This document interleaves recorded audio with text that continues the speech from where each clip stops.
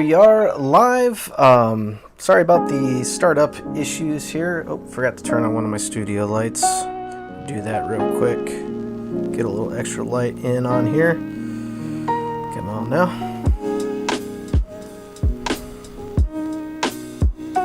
There we go. Yeah, I had an issue with Stream Key for some reason. Somehow randomly invalidated on me at the last second, so I had to redo my Stream Key. But yeah, everything should be good to go. We'll see some folks filtering into the chat here at some point.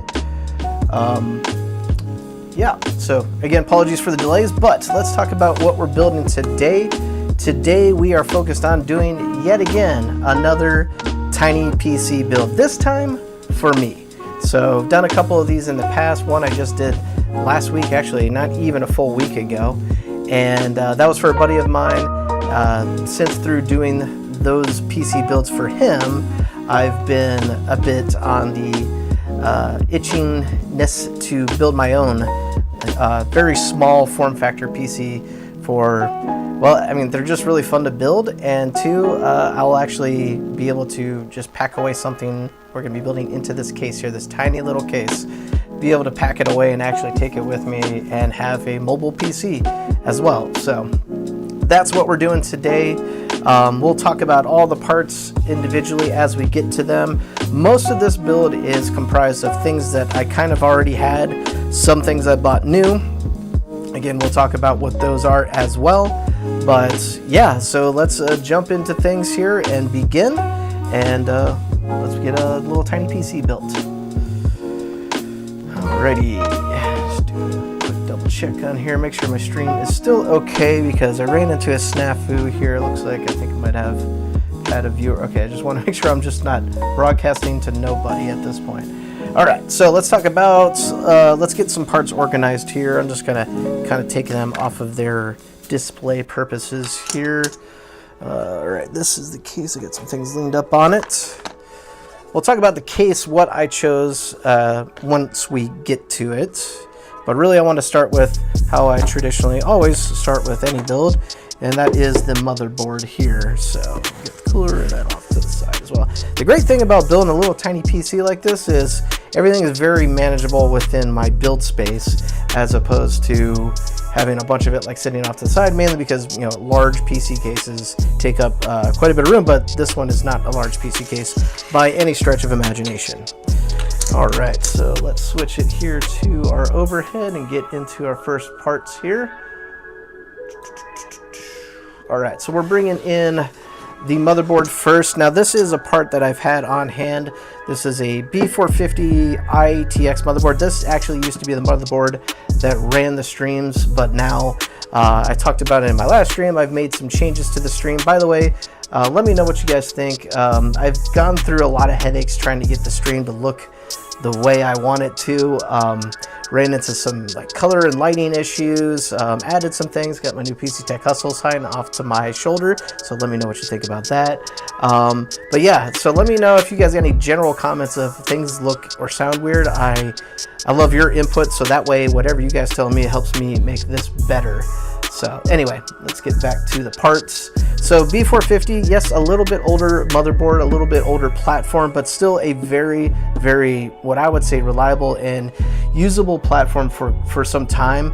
But again, this used to be the motherboard that ran the stream, made some changes to the streaming PC that is now running the stream as you see fit. So now I've got a free motherboard to do things with, and that's kind of why we're here where we are, because I definitely was like itching to get this motherboard free so I can actually do something different with it. So all right, we got someone in the chat. So my stream is operating good. That's good to hear. Looks great. Music volume is a bit louder than your voice. Okay. Oh shoot, I forgot to turn that down. Thank you for saying that. I meant to do that. So that's geez, I probably sounded funny at first. All right, there we go. There we go. How's that? That should be a bit better now. Thanks for the input there. I'm getting used to transitioning things, and I probably need to actually set up a different scene for the starting soon scene, which I just created. Music. Oops, sorry, I switched to it. All right, I'm fumbling around here. Main scene. All right, I'm just trying to get my chat back. That's what I was trying to do. Perfect. All right, thanks for the input. I think the music should be a lot lower now, so let me know if that sounds okay. Thomas. All right, cool. Moving along. All right, let's go back to overhead. Okay, good. All right, sorry about that. Probably was hard to hear me because I know the music was a little loud at first. Only was intended to be loud at the very beginning. So again, this is a motherboard that I've had on hand, so really it doesn't look like anything fresh and new. I've had it for years actually, and kind of I would, you know, what's funny, I used to pack this thing away to travel with, because I have done it before, into this box. So you technically can do that and then just rent it as like an open system in a hotel. People looked at me funny, definitely in airports. I wouldn't advise that. It's easy to damage things too, so I wouldn't say that's a very good strategy, but I did end up doing that from occasion. But with the motherboard box, we're just going to put it right here on top and build from there. Beautiful. Get the IO shield at least out of our way for now. All right, so let's start populating the motherboard with what we need. So the first we're going to go with the CPU, so let's talk about that real quick. The CPU I am going with here, if I turn it the right side up, is the Ryzen 7 5700G. So no real particular reason I chose this CPU other than just having it on hand. It used to be in the streaming PC as well, which again I've overhauled. So now I got a free CPU. It's a G series CPU, so it's not you know, the most powerful CPU.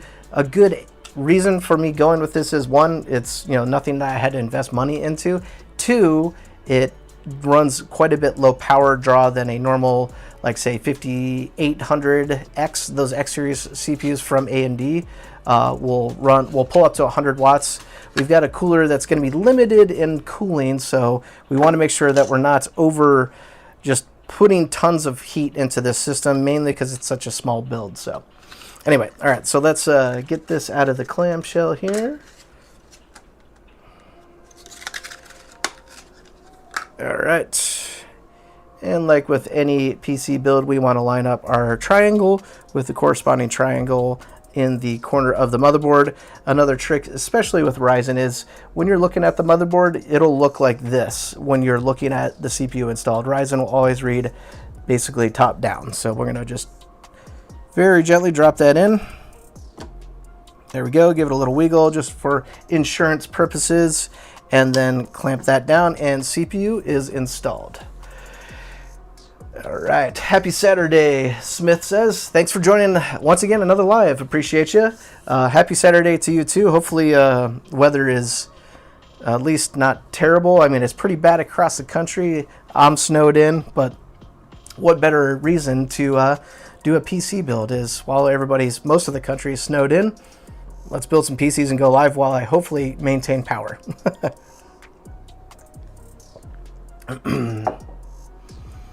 Tomas says, I love small form factor builds, but working out of town, a lot of forced me to bite the bullet and go with a gaming laptop.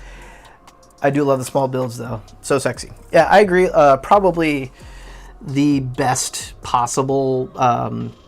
Actually, I tried to convince my brother of this. He does a lot of traveling. I was like, man, let me build you a small form factor just like this. He's like, laptop's easy. You know, it's already got the built-in keyboard, doesn't have to carry around a monitor. I get it. If you're traveling, probably, and if you also want a gaming laptop is probably your best option just because it's all built in.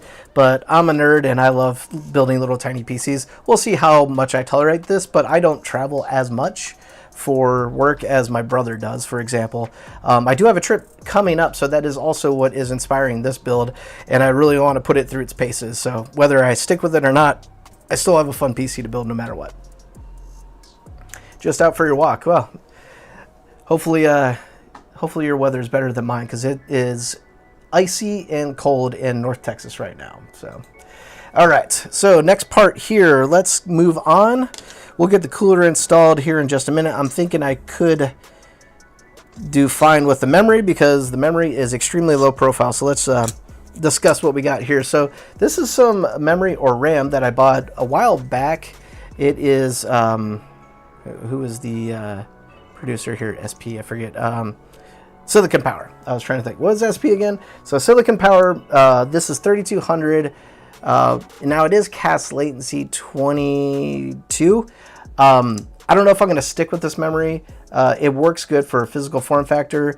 However, also what I'm going to be doing with this machine isn't anything super crazy. So I do at least want to benchmark it, kind of see how well the cast latency 22 memory operates.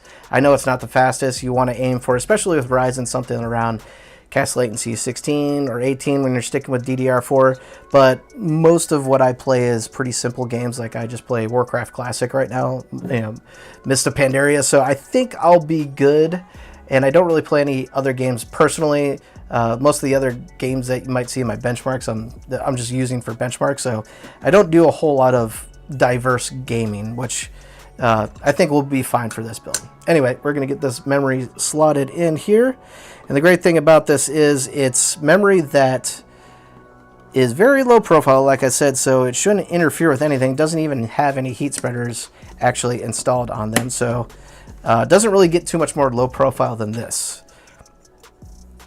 I think the only other thing I've seen lower profile than this, if you guys go back and check out one of my first very small form factor build I did for a buddy of mine, he was able to find memory, I didn't even know they made it this way, that is about half the length. So basically as tall as these chiplets are on the actual memory module, he was able to find some that was of that height. So that is wild to me that they even make stuff like that. Very expensive though, so I wouldn't really advise it if you don't need it.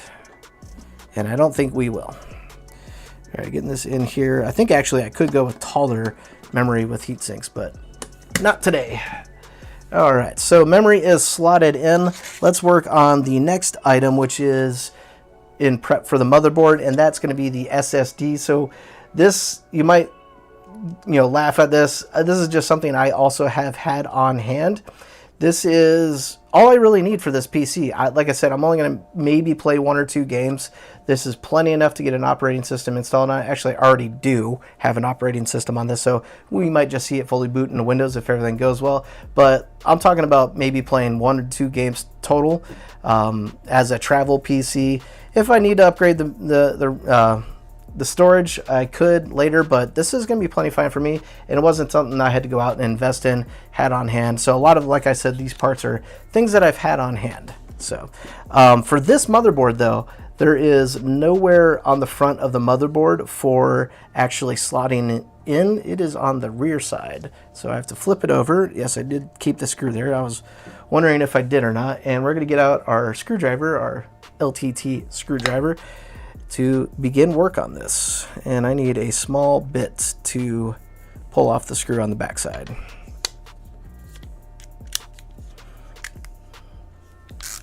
Alright, just gonna grab this little tiny screw. There we go. Still magnetized to the screwdriver itself. Get this SSD out of the packaging that I just left it in. All right.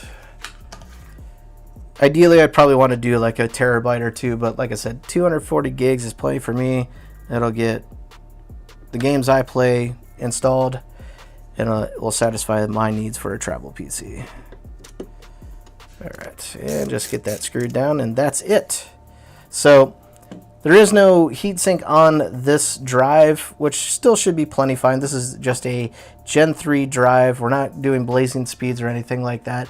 The only downside I could really say is just the pure amount of storage space that's on it. So if you're trying to copy something like this, and 240 gigs is not enough for just a basic, ever so random travel PC, then I would say go ahead and bump up your storage.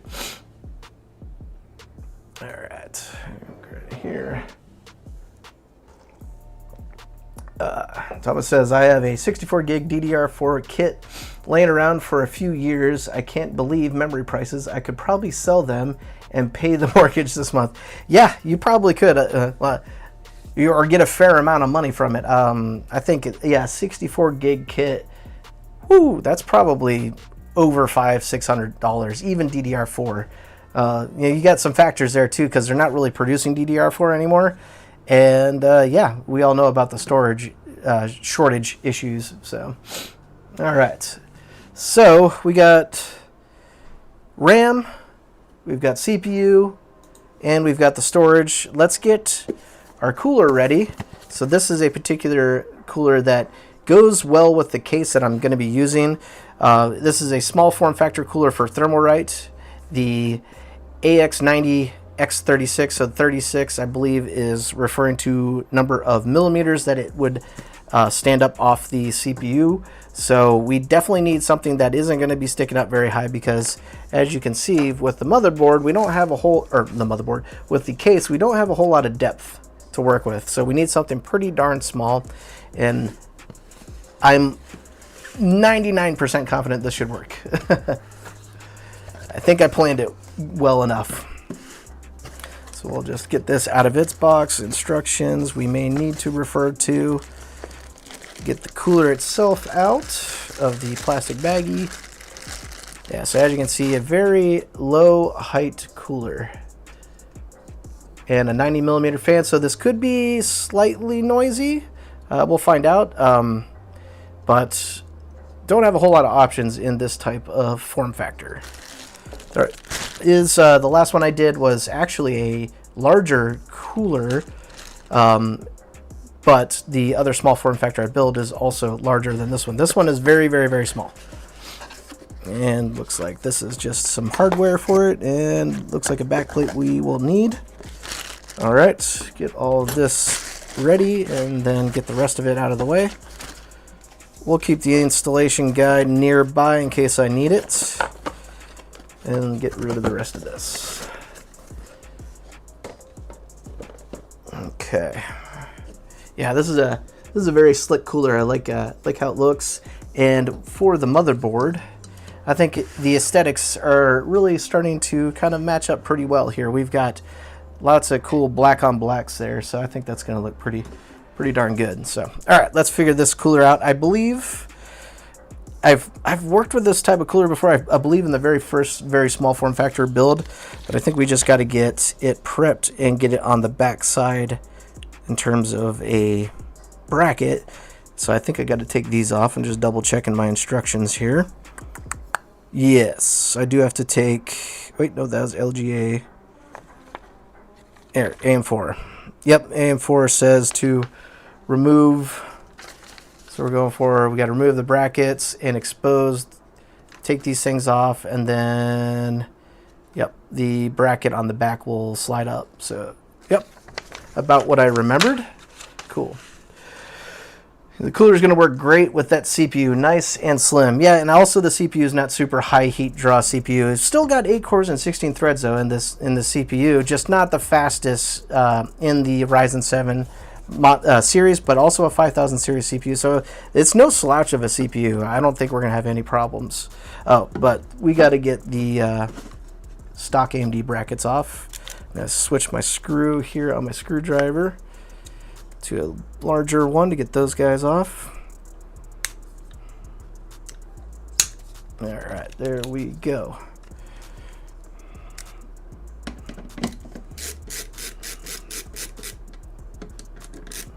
One screw off, moving on to the next.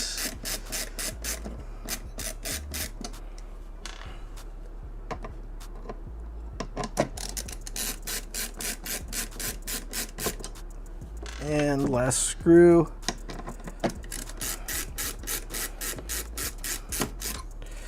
Alrighty. So these guys, we won't be needing these anymore. I'm gonna try to keep that all sorted and off to the side here. And then also the back plate, it looks like we won't be keeping either. Nope. So here's a quick tip too, how to keep all that stuff together. What I generally like to do if I know I'm not going to use these anymore, I will reinstall the bracket, or whatever this is called, the AMD proprietary stuff, and just get, you know, zip on the screw a little bit. That way you kind of keep this together as a unit if you ever need it again. You can buy these, I think, like on eBay or Amazon, but they don't cost a whole lot. Just a tip for you guys to keep this all together as one single unit and store it off somewhere that in case you need to use it again. So just a little tip for you there as a pro PC builder. I don't know about that, but anyway. All right, so where was I going with everything? Oh, we need the bracket. All right, so it does have an AM4 side to it, and then it has an LGA side to it. So in theory, we should just be, if we flip it over like this just to look at it real quick. So if we were setting the AM4 side down on it, looks like that's about how it would go. So I think there's some prep with the cooler that actually has to be done to get this working. I'm just doing things without reading instructions. All right, let's push that up a little bit and take a look at our instructions. So what it's telling us to do here is, all right, remove the preload. Oh, that's okay. Got it. So let's see.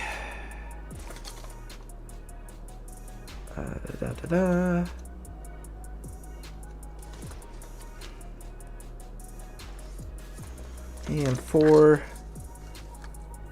Okay.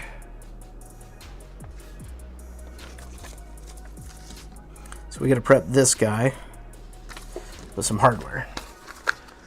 All right, get the hardware open. By the way, guys, if you were on the last stream, I got rid of the GoPro.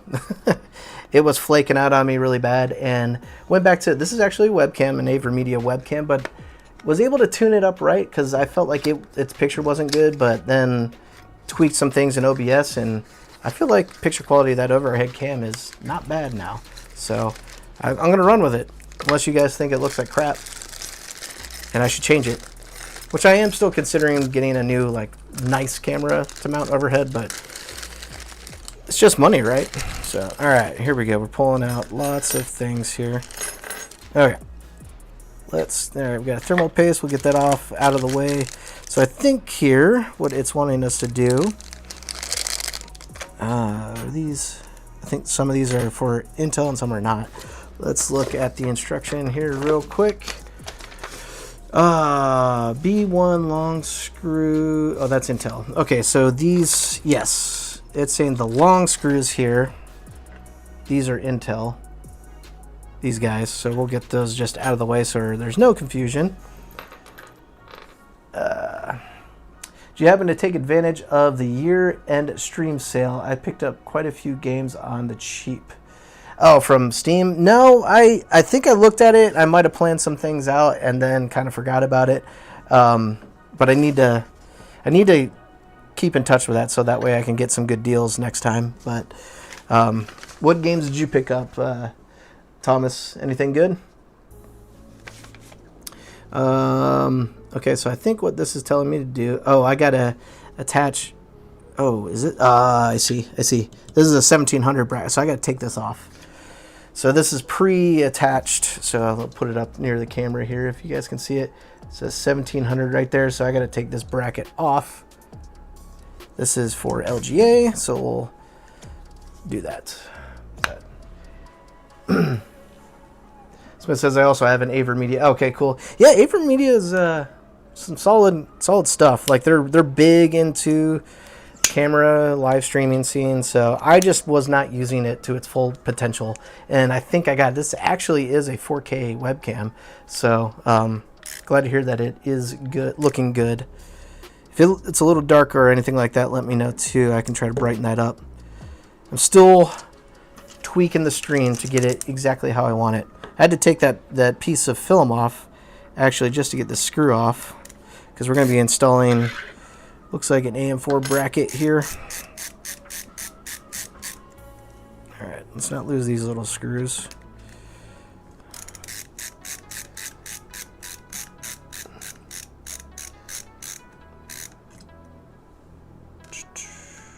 Okay, this one next.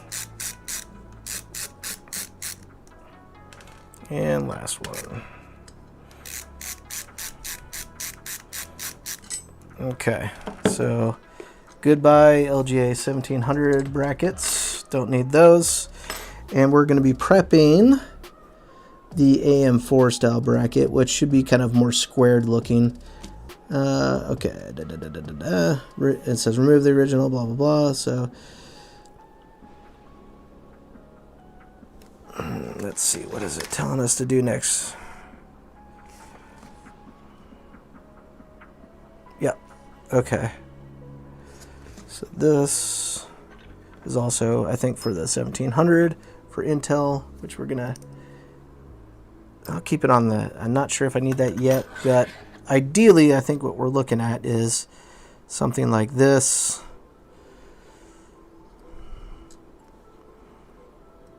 That screwed in from that side, so I'm thinking... Yeah, like that. That's what we're looking at, possibly. I feel like that's not fitting right. Oh, I see. We're going to come in like this angle. Instructions help, but they are kind of hard to see. It's very tiny. All right, that looks like, okay, yeah, it's indicating in this little tiny picture where the heat pipes are. We're going to be attaching the bracket on the opposite end, so we're on track. It's not going to go on this side, this side. So let's get one of those little tiny screws.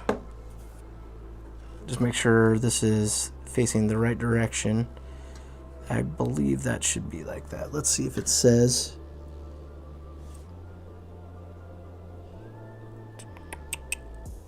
Doesn't really say which direction that has to go.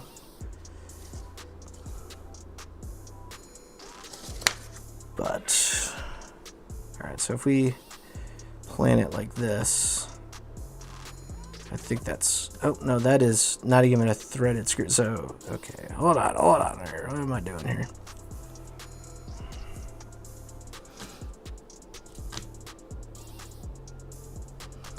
So tiny.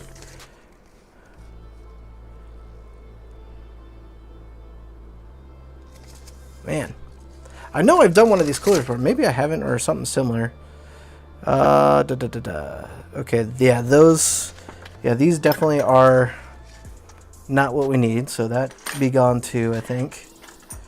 So that's for LGA 1155. So we should only be working with these two brackets, which I thought squared off AMD brackets. Yes. Okay, so the distribution support times 2 through the copper bottom radiator, 4 small screws, blah, blah, blah, blah, blah. Yeah, it's just like a picture. Okay. The way this is looking, let's double check here. So try to orientate it the way it's showing. There we go. So ideally this is also, yeah, underneath it. Okay. So let's prep a screw. Got one on the screwdriver. And start this. This is going to be interesting, fun to there we go. Also helps if I am actually tightening instead of loosening. Let's get that lined up again. It's a little difficult. There we go. Just try to get that started. All right, there it goes. It started, and then let's grab another screw. Get this guy going.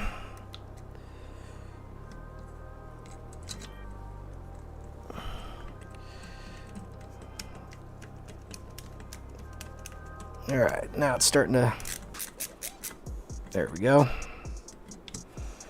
Perfect. If I did it right. We'll find out. I think so. And then get the other side going here. All right.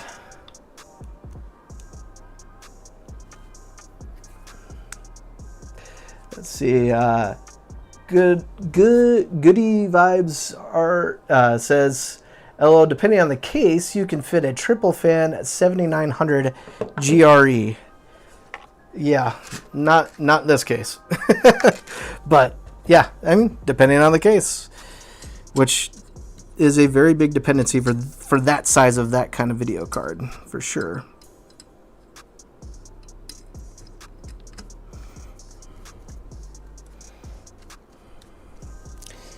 Am I biting down on this? I think so.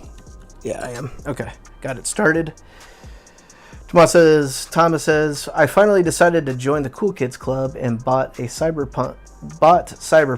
Lots of indie games as well. And EXP33. What is EXP33? I haven't heard of that. Cyberpunk's fun. I got that a long time ago, mainly for benchmarks, but I did play the campaign a little bit, but then just kind of stopped. But very well optimized game. Used to be kind of a tough one to run, but it's really, you can really run it on some lower end hardware now. All right, we're just gonna make sure that's nice and tight. That way our mounting pressure is as perfect as it possibly can be for the CPU. So then it says, after we got that going, from the reverse side. Oh, I see. No, hold on. I'm getting ahead of myself, I think.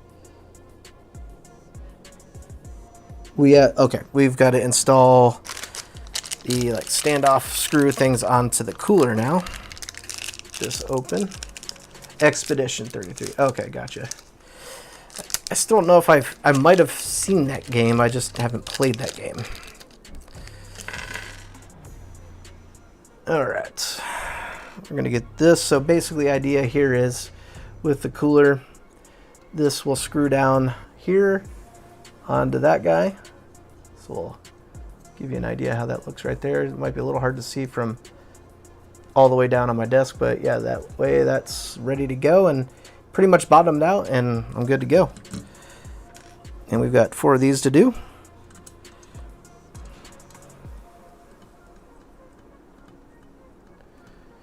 All right, there's 2.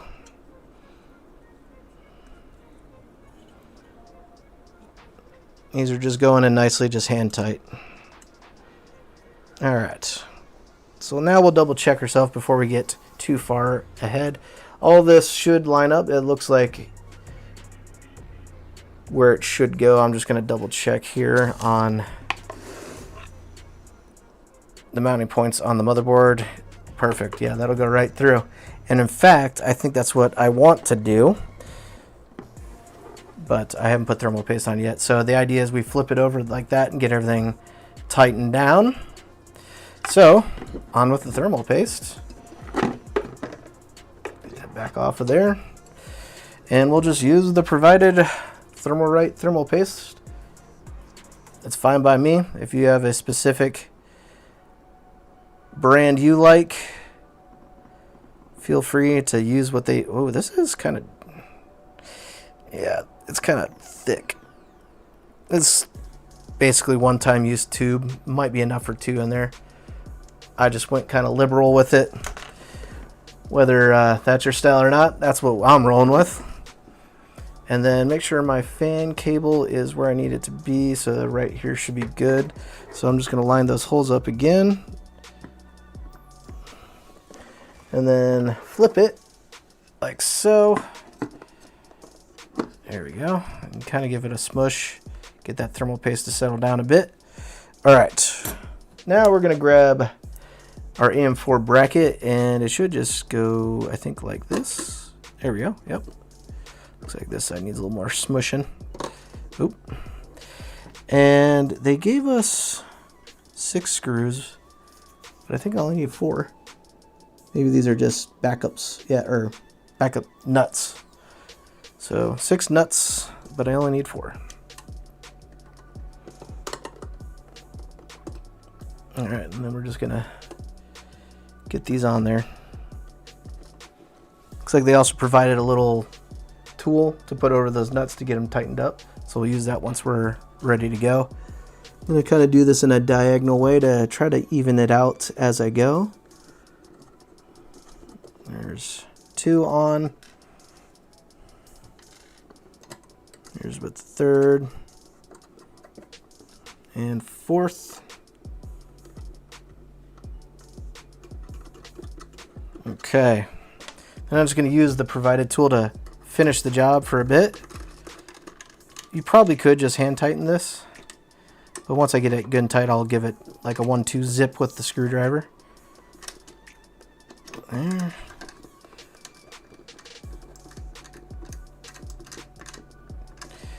How's everybody's weather? Right now in Texas, it is Dallas area, it is 22 degrees. And they're saying that we're going to get 80 hours of below freezing. So my kids' school is already closed for Monday. So that means I'll have them with me while I'm working because I work from home. That's fine though. They're pretty independent. And they don't mind that they're missing school now. Hey all, says Scurry 200 22122. Thanks for joining in, man. Appreciate you. We're just getting the cooler for this motherboard installed, and we're just about done with that. So now that it is pretty well tight, I'm going to give a couple rips with a screwdriver. It's very important for these small form factor builds to get the mounting pressure where it should be, because that'll help with the cooling. If you're that's screwing on way more than I thought it would. If you're not quite there in terms of the mounting pressure, you're missing out on cooling potential, and you could run hotter than you need to. So very important to get, it's always important to get mounting pressure 100% on any cooler, but there's less margin for error when you're working with these small form factors. I'm just swapping my screwdriver bit because it was on a smaller bit from earlier. This will help with this process quite a bit more. I'm just going to basically go till this thing doesn't allow me to, but also applying as much equal distribution of torque as I go here. This one looks like it's barely on there, and I gotta even it up.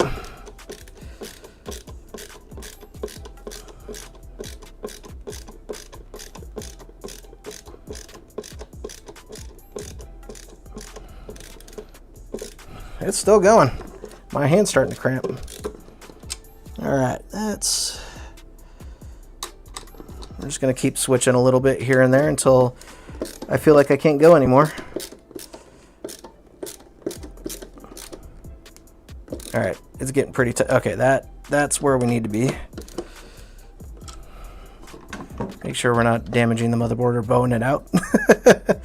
Looks okay.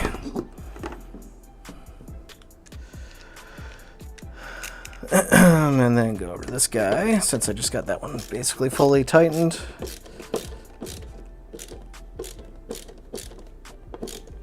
Alright, that feels good and tight, not going to go anymore.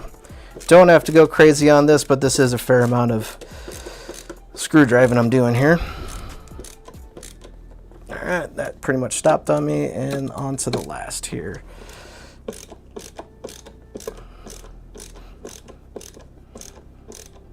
Alright, that feels good, and it looks even.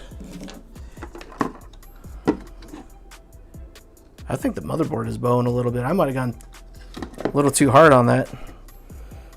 Is it? Or has it been like that? I think we're good. Oh yeah, look at that. I went a little ham. I'm going to back that off. Shit. Hopefully I didn't damage anything. Oh, I was just trying to go till it stopped. All right, let's back that off a little bit. I'm just going to go till I hand tighten it. Don't do what I did. Wow. We're just going to back that off a little bit.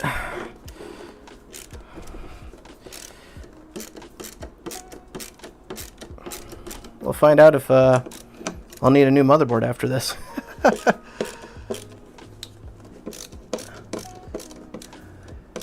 Uncrank. Yeah. Whoops. Well, if anything, I'm providing entertainment for you guys. I thought it started to look a little funny. So, let's see. Does it say... Pay attention to blah, blah, blah. Yeah, it doesn't say anything about torque or how much to tighten it. It's just, oops. All right, we'll back that off. And just get it to where it feels like I can only do hand tighten and then leave it at that. Actually, I'm going to take it all the way out. That way there isn't any real force on it. And then just hand tighten. It just kept going.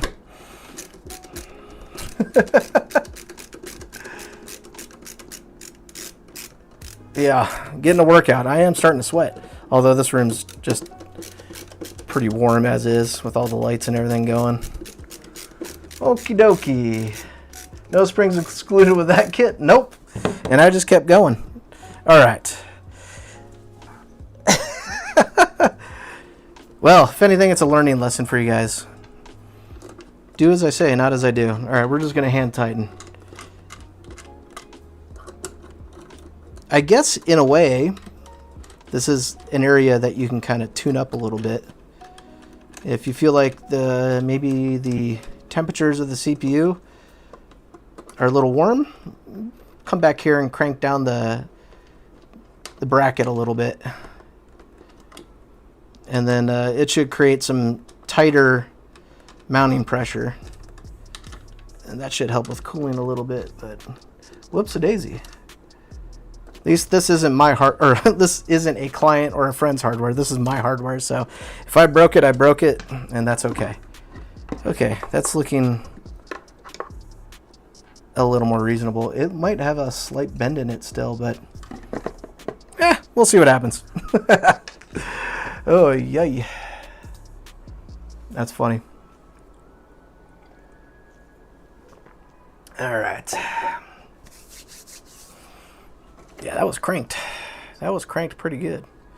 Yeah, the screws look relatively even. Let me see. Yeah, that's pretty tight. Tight. Tight. Tight. All right, I'm going with it. We'll see what happens. I know this motherboard and this CPU combination work on this as is, so if we failed to post, then I broke something. Yeah, but I don't see any damage.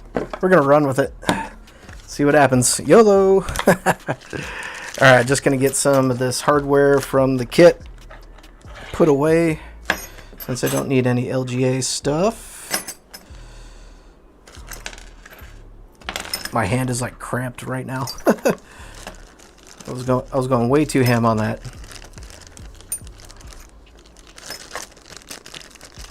Yeah, I think the motherboard's fine, especially once it gets mounted down in the chassis. Well, it should be fine. Hand tight only ever with this cooler, and the instructions don't tell you otherwise. So just be careful. All right, we're gonna get some of that just out of the way. All right, so trying to think what I'm gonna do next. Let's talk about the power supply, because I know I got to do a little bit of surgery with that. So, power supply, what we're going with is an ITX, getting a call, go away, thank you. An ITX Flex Series power supply. So, if you guys have never seen one of these, it's basically what's required in this type of build. Let me go a little overhead so you can get a better view of that. But one from Apivia, this is a pretty widely known power supply brand. The reliability of the power supply is slightly a little less known, so if you're looking for a mention of a tier level, I don't really know. I tried to look for it, but this is a pretty common one that's used, so I've seen some other tech YouTubers use them. I'm going to go with it. It's my own choice, but if you guys don't think you want to use something like this, then there are much more expensive models out there. I think I paid right around $100. So this is one of the brand new parts, but right around $100 for this, I think. This is how much it cost me. So that's not bad, but they can definitely go way up there. And we've got, I think this is a 500 watt. Yeah, 500 watts of power that we're going to be using. So, and the really cool thing about this power supply is it's fully modular. That's kind of what I was aiming for. I want to go with the least amount of cable bulk as possible. So all the cables come detached, and basically you use what you need which there isn't really a whole lot of options anyway, honestly, because this thing is so tiny. But if you guys never seen a flex power supply, here it is, little tiny guy. And this is where we'll make our connections to the motherboard and the other items in the build. But the reason I want to start with this is it's really widely known that this fan is pretty loud, and I've got a solution for that, and we're going to go with a Noctua fan to replace that. So we're going to do a little surgery to this power supply, and I figured now's the best time to do it when potentially there's no stored capacitance of energy inside the power supply, making it the safest time to work on it. And I think, looking at it, I shouldn't... Oh, I don't know if I'll have to completely open it. If I do, we'll see. But definitely got 4 screws here to work with on the power supply. So I'm hoping I don't have to open up the casing of the power supply and only just have to worry about the fan. So I'll leave that in there for now, and we'll work on this. So just put that there. So taking you guys for a ride while we do that. I figured that was be some type of interesting content for you guys to see live. It's a pretty common thing people do with these power supplies. So, but I don't know if you guys have seen it before, so I thought, why not? Am I grounded on a carpeted floor? Nope, I'm barefoot on a hardwood floor. So again, do as I say, not as I do. Should be fine though. All right, that's a pretty small screw. Actually, will this bit fit on it fine? Yeah, that'll fit fine. My aim here is to not really have to hopefully touch any type of internal components ever while doing this. So we're gonna get the screws off of this guy. Hopefully the fan just pops out and we can work with just the fan itself.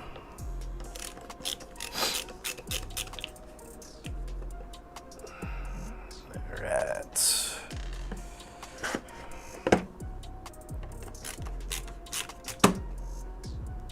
That's a ground. It's a body ground. Not uncarpeted, that's for sure.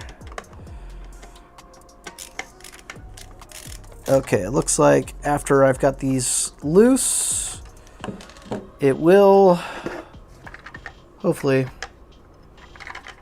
slide out. Oh, maybe it's coming. There we go. Come on. I think it's catching on something there. Yeah, I might have to open the casing. Can't seem to get this corner free. Let's see if I can shove a screwdriver in there and just poke it loose and get something smaller. If that don't work, we're gonna open it. Let's see. This one. Nope. That end came out. Yeah. Something's grabbing it. Oh, maybe. Now that side. Alright, let's just open it. Alright, so opening it, there's several screws here. We'll just start taking them off bit by bit and see what happens. Try to slide out evenly. Yeah, I was trying. That's try a little bit more. I don't need this fan anymore, so I really don't care if I damage it. Yeah, it's alright. We'll just open it up. Need a small bit to get this guy opened up. Let's put the big bit away.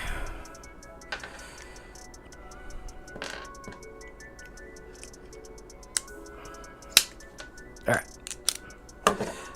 Maybe if I can just get kind of the casing loose a little bit.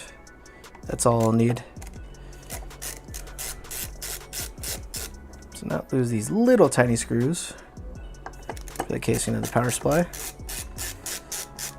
There we go. And get these two here as well. Let's see if this will give us enough to work with. And this guy. There we go.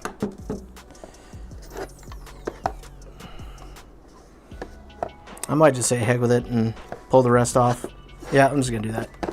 Now, they do have a warning sticker here. You will void your warranty of the power supply if you take it off. So if this is something that you don't feel comfortable doing, don't do it. Because likely with the power supply, you might, now I know with like graphics cards, there's these types of stickers, but you're talking about a power supply that, potentially can be dangerous to open. So do this at your own risk. Do as I say, not as I do. I guess the theme of this show at this point. Usually you can kind of just stab down on these stickers and get it to go. Where is it? Come on. Try this little tiny screwdriver I have. Or we're just going to remove it. Usually I can stab through the screw, or through the sticker. Come on. Okay. And just pull it all the way off. Now, I guess if you want to be super careful, you could heat up the sticker and pull it off. I ain't got time for that. So we're going to do this in the live. I think I can see it now. Yeah, I got a bite on it. Cool. There we go. All right. Made a little bit of a mess. Then I got one here too.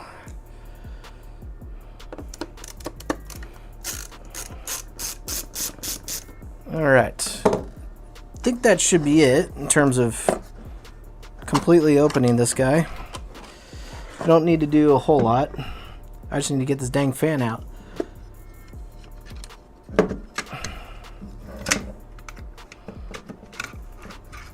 There we go. That's tight in there. What is holding this still on? I don't think anything. I think I can pull this. There we go.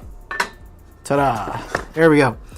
So if you've never seen the inside of a power supply, here you go. This is a very different one, but things I don't want to try to touch around is that big giant capacitor there. I don't know if it's still storing any energy, so we don't want to mess with that. But I'm trying to find where this cable is routing for this fan. My goodness. That's also why it wasn't coming out the bottom. It's the fan cable. The fan cable was basically pulling it back in, so that's why we couldn't do that. All right. We will find it. My worry is, am I going to easily be able to plug it back in? I think it's running, and this might be like a little circuit board right here. I'm going to take these two screws off. That would make this really easy if that's the case. Reluctant Hero says, good afternoon, folks. Good afternoon, Reluctant Hero. Thanks for joining again. Becoming one of my OGs. By the way, if anybody else wants to become an OG, make sure you get subscribed to the channel. I'm really trying to turn things up for my YouTube channel in 2026. My goals for this year on my vision board is to grow the channel by at least 5,000 subscribers, make a bit more money with the channel as well, to make it more sustainable, because I'm making pizza money from AdSense and all that. Yeah, definitely have it in my goals to make this channel a lot more fun, interactive, and successful. So your guys' help is how I get there. So appreciate you guys being here watching me tinker with some PCs. And yeah, let's grow big in 2026. All right, back to the overhead. So I'm thinking, at least I want to get this out of the way. I am just kind of going as we go here. I don't know what this thing is, but it looks like there's a cable that's running underneath it. Okay, that's just, I think, honestly, wow, is that the fan cable that's going everywhere? Oh my gosh, it is. So the fan cable is this sucker. So I did need to take that off probably to help, but yeah, look where it's going. And then to plug that guy in should be fun. but I'm going to carefully, now I'm nervous, I'm gonna grab a plastic, shouldn't really discharge it, and even if it had a charge by touching it, you'd probably need some metal to actually do that, but I'm gonna be extra careful because I don't know. I didn't plug this power supply in before the stream, so it's been in the box for however long it's been in the box, but just to be careful, I'm gonna use this to, that cable's tight. That way I'm not touching it. This is gonna be a pain, I'm not gonna lie. I almost want to, I think that might be what I want to do. I almost want to cut.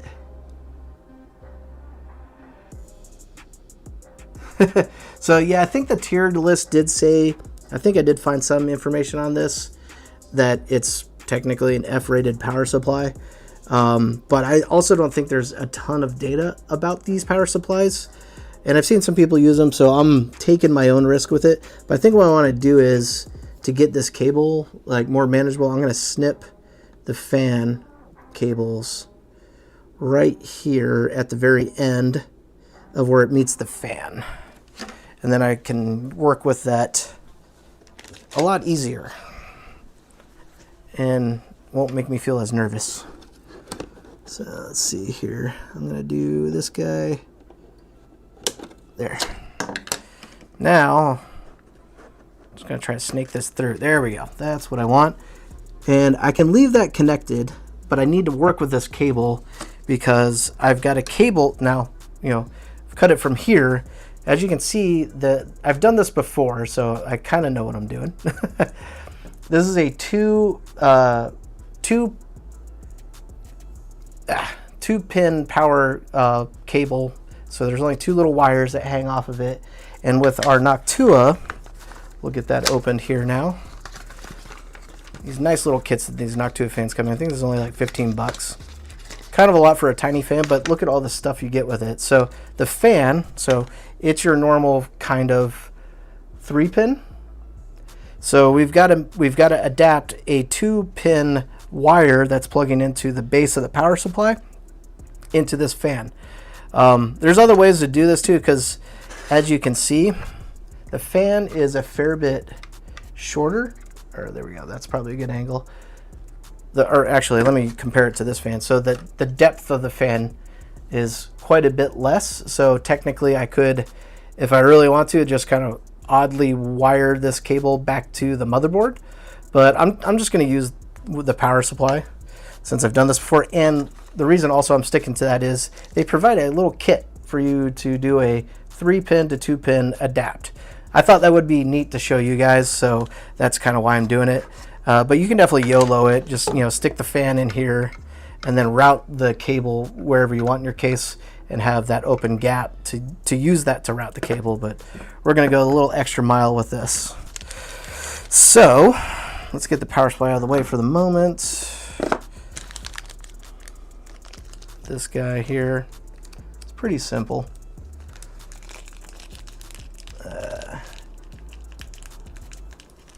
Let's see, get all this out here. So this comes with, here we go.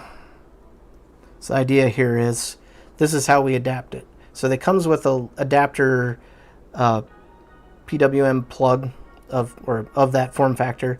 We just need to plug this in here, like so, and then basically now we just need to wire that to the power supply cable itself. So now we're 2-pin to 2-pin, but we've got exposed wire here. But this is the easy part about it, is you don't have to even strip the wire or anything.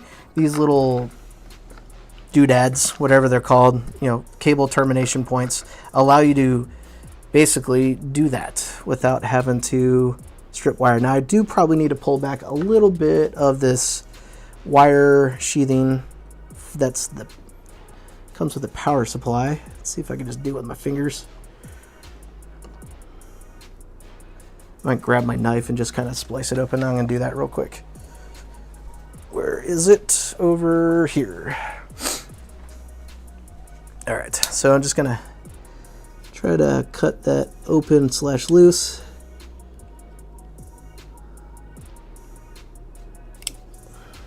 I might have done it. Actually, kind of, sort of. Actually, it might be easier with these snips. So I'm just trying to cut back the wire shielding here that's on the power supply side of things. Not too much either.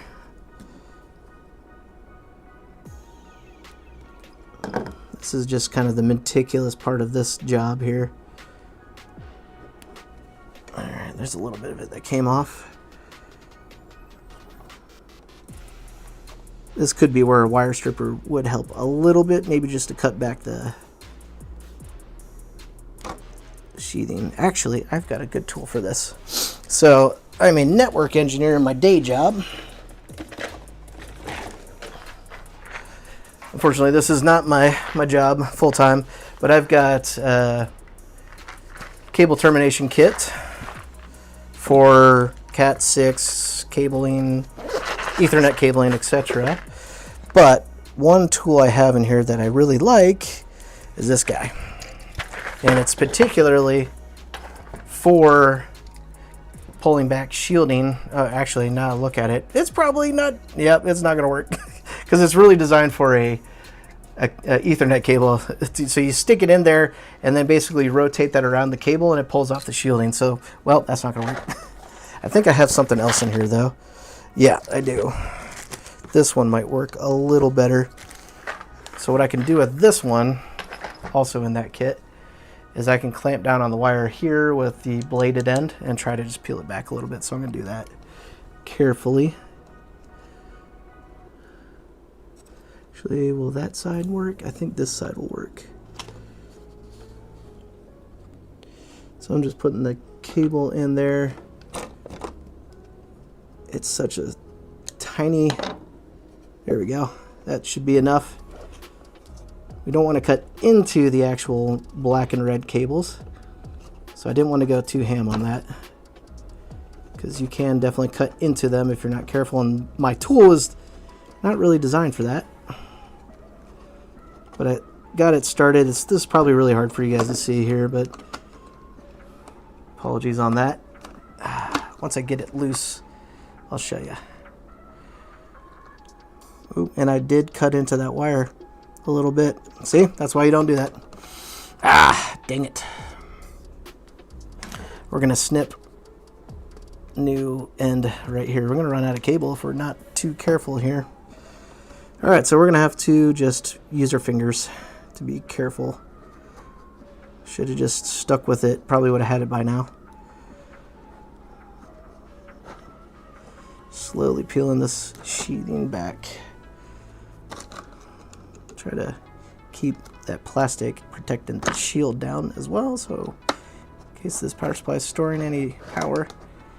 Definitely, if you are going to do this, I would advise to probably never power on your power supply prior, even if you want to hear how noisy the fan is at first. If you're convinced you're going to do this, that makes probably working on the power supply quite a bit more safer. There we go, almost there.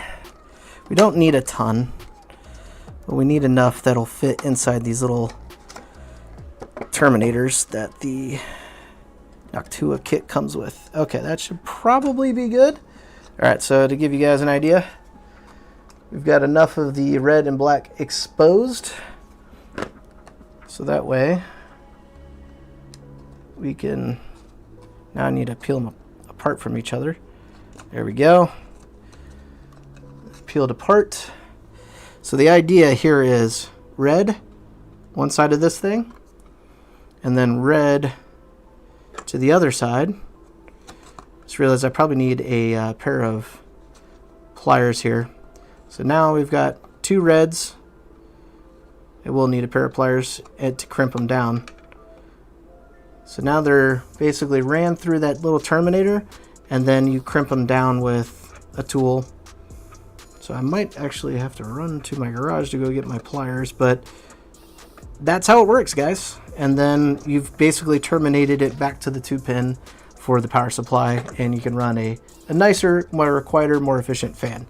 So let me go grab that real quick. I'm just going to run off stream and grab my pliers. This is one thing I forgot to grab, so be right back. I'm just going to take you guys with me.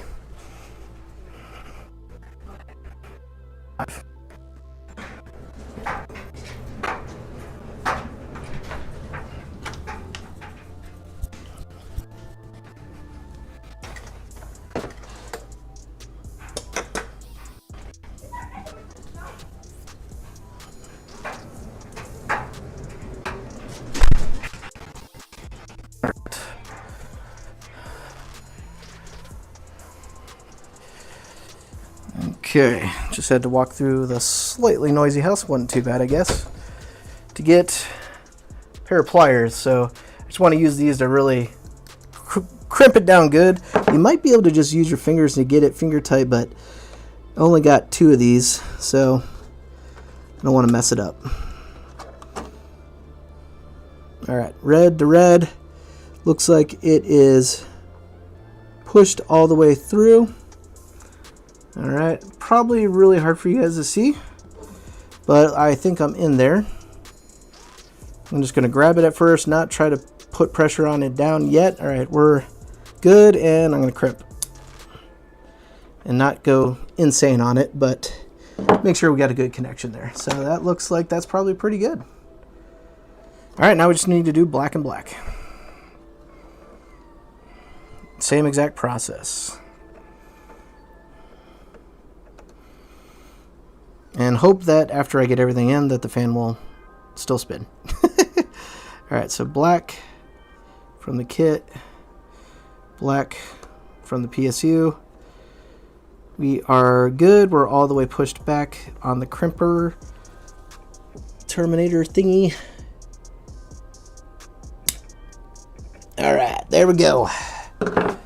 So, not typically a tool that you really need for building your typical type of PC, but I had to go get one of these so I could actually, I just want to make sure these connections are very solid. So this is what you end up with, guys. Get that a little closer to the screen. So we went black to black, red to red, and just left the cable, if I can get a good picture of that, plugged in, because honestly, I didn't want to snake my fingers around in there too much. But, you know, now we've got the Noctua fan that we can get installed there. Oh, actually, they did give you 2 extras. So I guess if I messed up, I had two more attempts. All right, so we'll just kind of carefully snake this through into the body of the power supply again, without trying to touch anything in the process. There we go. I don't really care exactly.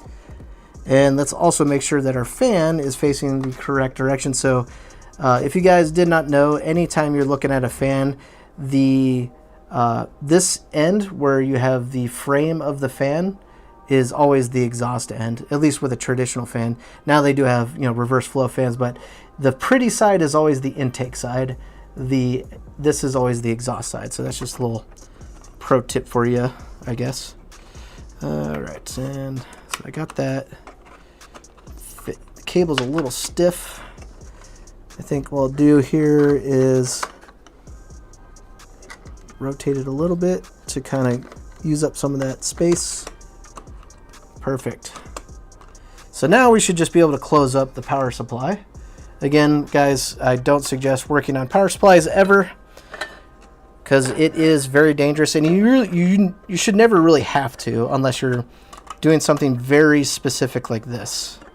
So it's definitely risky, because they, by design, store power. So that means it could shock or potentially stop your heart. So be very careful. All right, let me get my other toolkit out of the way. I'm starting to populate a lot of tools in my workspace here. And we're gonna get all these little tiny screws. Ooh, this one's longer. Where did that go? Uh-oh. I don't know. Oh, those were the ones that were on the side. Okay, good, good. Because I already had one still attached.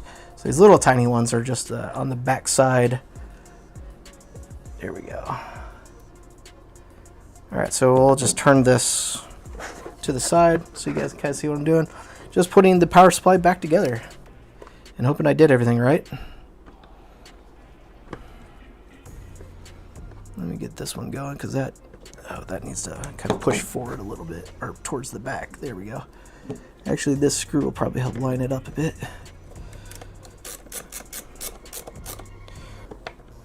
Oh, that's not. Oh, okay, I see. That doesn't even attach to that. Do have to push on that. Okay. Just need to line things up. Let's get another little tiny screw prepped. After we're done with this, we should be well on our way to getting everything into the actual case and this PC well underway in terms of being done. All right, and then the long screw, one of the long screws goes on this side.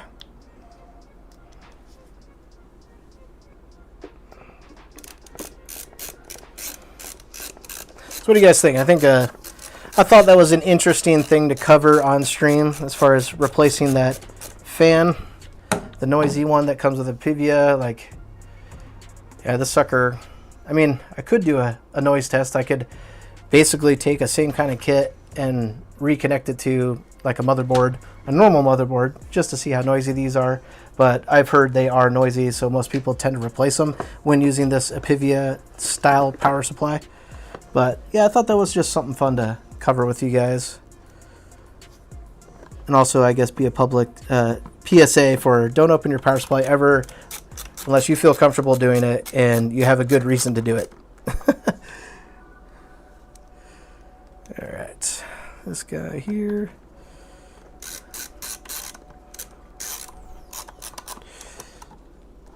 Oh, I think I miss 2222. Then this one is, I know where this one goes. I think there's a couple screws on the back side that I removed as well by the fan. We'll find them.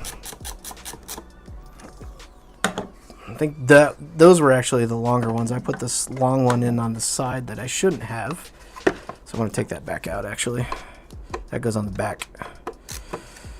Because I don't want to be driving that screw into something internally on the power supply, and that wouldn't be good. So this is just a short one. That Noctua fan just doubled the value of the power supply. Heck yeah. That is the, like, I don't know if they do make actually like really nice quality flex power supplies that come with a, I mean, I'm sure this fan moves a decent amount of air, but is noisy in the process. So yeah, I just opted to get something that was reasonable in terms of just price for purchase. And yeah, that's all I really cared about. I'm trying to remember where these larger screws go, because I got two. Let's get the screws for the fan in place. Where do those go? Right here.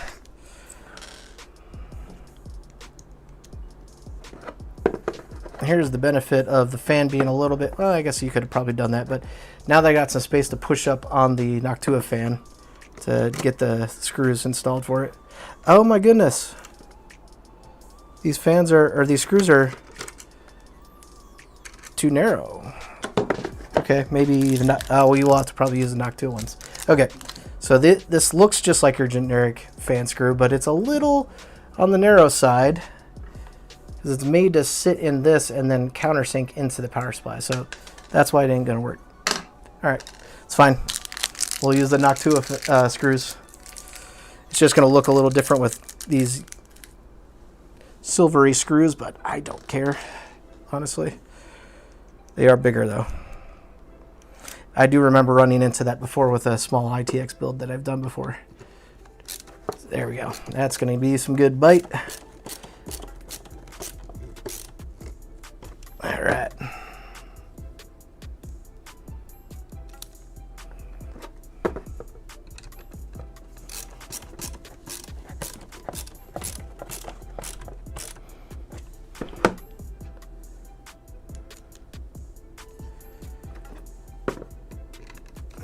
Okay. Almost there. Last one. Oh, that's what the dang long screws are for. I forgot to put this back in. I was like, where did those long screws go? That was for this guard. That went inside the power supply. I'm gonna have to open it back up. Guys, you didn't catch me. I was like, where did these long screws come from? That's fine. It's not hard to get this thing back opened up. Especially with this handy dandy LTT screwdriver.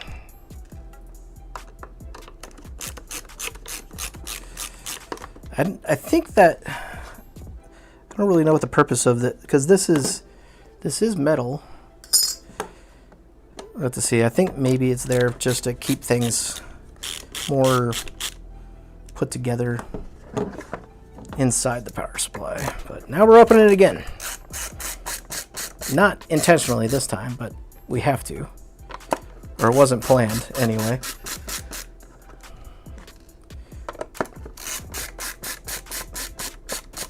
Okay. So what we forgot to do, or I forgot to do, is, yeah, I think it's more or less just something to kind of protect making possible direct contact with some of these internal parts. I don't know, but it was there before, and I'm going to put it back because I was missing 2 screws. But that's where these longer screws came from that I had no idea. I thought they were for the outside of the power supply, and then I spotted that was hanging out. My bad. There we go. If anybody knows really what this piece of thin metal that drapes basically, it might just be for rigidity. I don't know exactly, but it kind of almost covers the main big capacitor too. So I'm thinking it is there for like safety related reasons. It's not really like, or grounding maybe, but it's not completely, I guess it is maybe grounding, because it is connected to like the frame of the power supply. So definitely good to put that back and not skip that. It's just crush protection. Yeah, that's what I was kind of thinking. Maybe it is, because that makes sense. I mean, this is pretty flimsy metal, and that helps prevent that capacitor from getting crushed. I knew someone smarter than me in the chat would know. All right, we're back at it. So I'm trying to find the screw that had the little sticker residue still on it. Whatever, we'll get to that when we find it. Okie doke. Let's put this power supply back together. If the capacitor shorts, it goes to the chassis. Yeah, gotcha. That's what you want.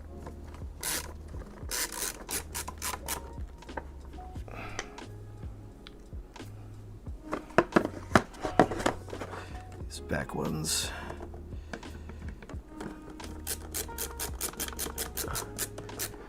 All right, almost there. This is the one that has the sticker from the warranty void cautionary sticker that I guess officially voided my warranty with this power supply.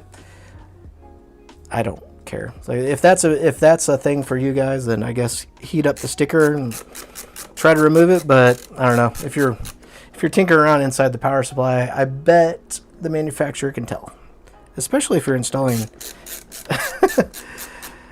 an aftermarket fan like I am. So I got a little bit of a gap right here I don't want air to just seep out, so I've got a plan for that. And it's, very technical, very high-tech plan. Electrical tape. Just want to get a nice piece of it that isn't all bound up. All right, that looks probably good. I'm just going to take this.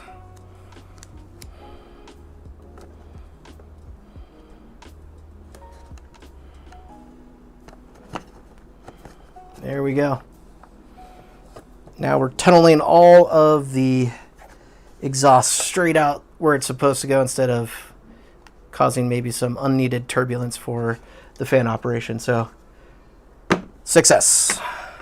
This is the most tools I've used in a PC build ever. Alright, so let me get some more of this stuff out of the way, because now we're going to get ready. Let's prep. Well, we got the power supply ready. I guess we can prep it with the cables that we need to use. But I don't know if actually... I've never built in this case either, so it's going to be a bit of a exploratory task on my part in the live with you guys. Alright, hold on. I need to get some of this stuff out of the way. I might need my knife, but let me get the rest of this out of the way. Could use my snips again, not sure. This old tight screwdriver, probably not. Put it off all over here. Okay, and I've been talking a lot too, so I need a quick sip of my coffee. All right. All right, so we're gonna prep the power supply with what we need, and we've got a big bundle of cables to unwind here.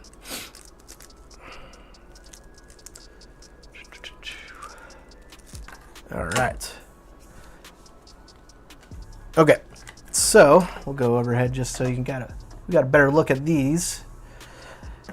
Definitely need this. This is pretty easily identifiable as the motherboard 24 pin, and it's only going to go one way when attaching to the power supply. So we've got 24 pin on the motherboard side, and how many pins is this? 4, 8, 12, 14 on this side. Oh, it says P14 right there too. Didn't notice that until I went to go plug it in. So you don't have to count them. All right, so that, just like any other really modular power supply, just clicks in for what you need. We will, which one is this one? This looks like a GPU power, yep. So we will need that. 6 pin plus 2, so we're gonna go there. Boom. And then this is for power supply for the motherboard, or power supply, PSU,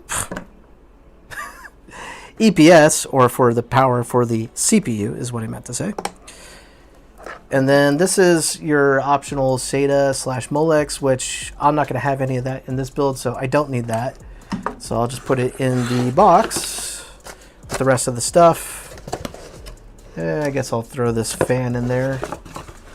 And I don't need the box anymore, so off to the out of scene it goes. All right, so power supply is prepped. Again, I don't know if I'm going to need that just yet, but I wanted to cover that with you guys because I thought it'd be kind of cool. So let me know what you think.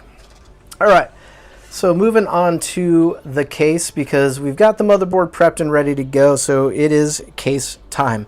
So what I'm dealing with here is a case, I think actually it's got what it's actually called, because there's like a lot of Chinese writing on the box.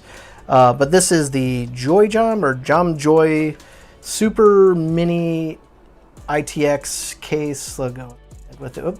Go overhead here. And yeah, so you can see that it's basically not too much bigger than just my hand. And this is definitely very easy to potentially slip into a backpack. I'm going to probably zoom this camera out just a tiny bit so we have a little bit more room to see things here. 1 second. Let me do that. And we're gonna go probably about there with it, so that way we can see the whole thing. Okay, so yeah, we've got some documentation here, but this is exactly what I was going for. I didn't really want to go any bigger than this case because I want to be able to put it into my backpack and take with me. Post a link to the case. Yes, I can do that. I didn't have it originally in the video. I'm trying to see if it, yeah, the documentation for the case doesn't say the name of it. But I do have the box too. It's over here. But yeah, it's called the JamJoy or JoyJam Mini ITX case. And as you can see, it also, you might want, if you want to look for it, SKTC. But yeah, everything on this thing, at least in terms of documentation, is pretty much in Chinese. So that might say Joy Jam. I don't know. Any Mandarin native speaking people in the chat that can tell me? But yeah, it's like a $70 case on. I got it brand new on Amazon. It was about $75 I paid for it. I did see that Newegg doesn't have a good amount of stock on it, and it's like $200 on Newegg, so don't buy it on Newegg. But it also does come in white, silver, and black. I went for black. It was the only available color on Amazon at the time. And you know, most of my components are black anyway, so we're gonna run with black.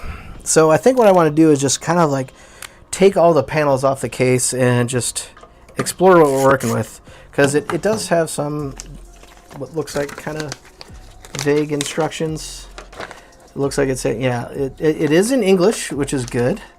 So basically it's just telling you to kind of pull all the panels off and kind of get it to a state of that, where pretty much it's like completely opened up, which is pretty common with a case this small, because it's hard to just slide parts in and out. Like, you pretty much have to completely disassemble it just to be able to easily work on it. But yes, I will post the links to everything here in the description later after the stream, if you guys want to refer back to it. I typically do that, but because a lot of the parts I'm actually working with are either used from me, like parts I've had on hand, or I bought used. The only few new things I bought were the power supply, the case, and the cooler for the CPU. Everything else I either had on hand or bought used. Right, so I think with this too, I want to pull these brackets off for the GPU that will eventually go there. I have done my research on this case, so I am coming into it prepared. Just haven't built in it yet, so I'm sure I'll find some fun things about it. All right, get that out of the way, and then let's flip it over. Looks like these panels are exactly the same. They're a little different-ish. All right, so this is GPU side. Remember that. And then this is motherboard side. It's the side we're going to need to work with anyway. I think these screws are all the same, at least the side panel screws. Yes, it looks like it. And get this other screw off. Lots of screws to take off here. Not what you normally have to deal with so much with more standard PC cases.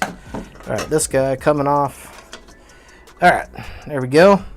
Now what's cool about this case too is they provide a riser cable, so I didn't have to go out and buy one. Now, depending on what type of parts you put into this build, you might actually need to probably get a different riser cable. So this is a 3.0, I think it says. Yeah, PCIe 3.0 riser cable. So if you're putting like bigger, faster parts than I am, consider possibly a 4.0 riser cable or even 5.0. But I'm using a graphics card that is 3.0, so we're plenty fine with that. So we'll get into that when we get there. I'm just going to get this out of the way for the moment, because we've got some things to take off with this case.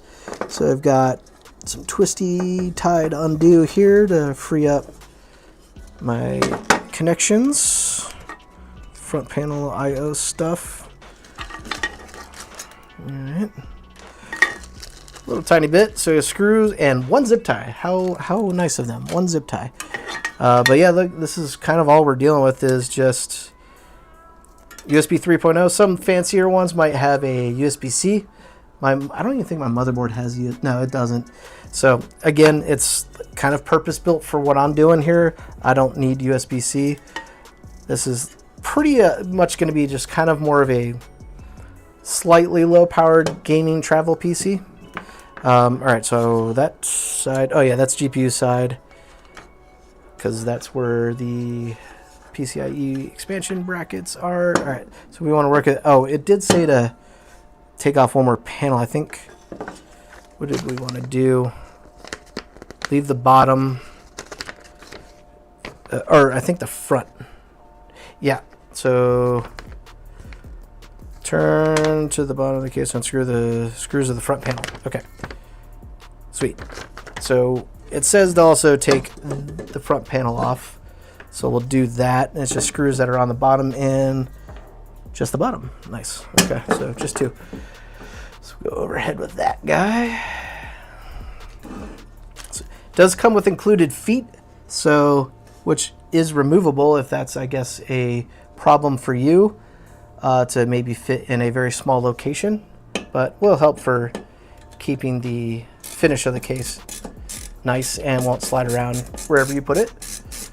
So this is the same kind of screw as well. So there we go.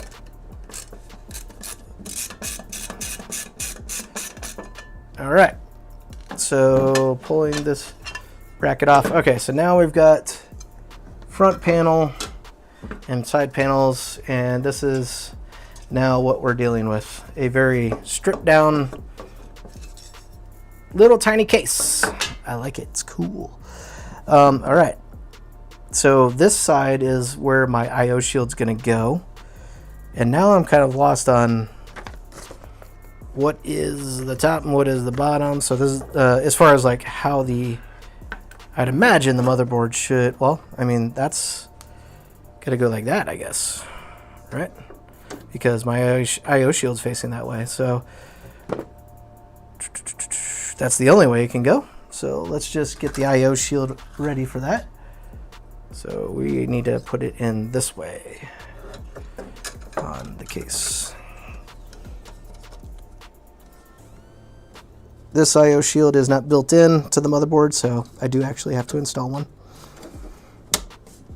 It feels like very sturdy metal though. This isn't flimsy at all. Like construction overall, this case feels really high quality. So even though it's kind of, I guess, like a Chinese, well, everything's built in China anyway, so, but it's not cheap feeling. I'm just trying to get that to clip in properly.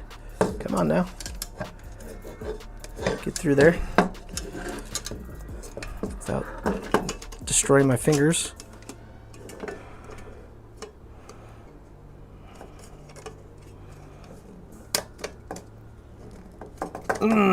Go.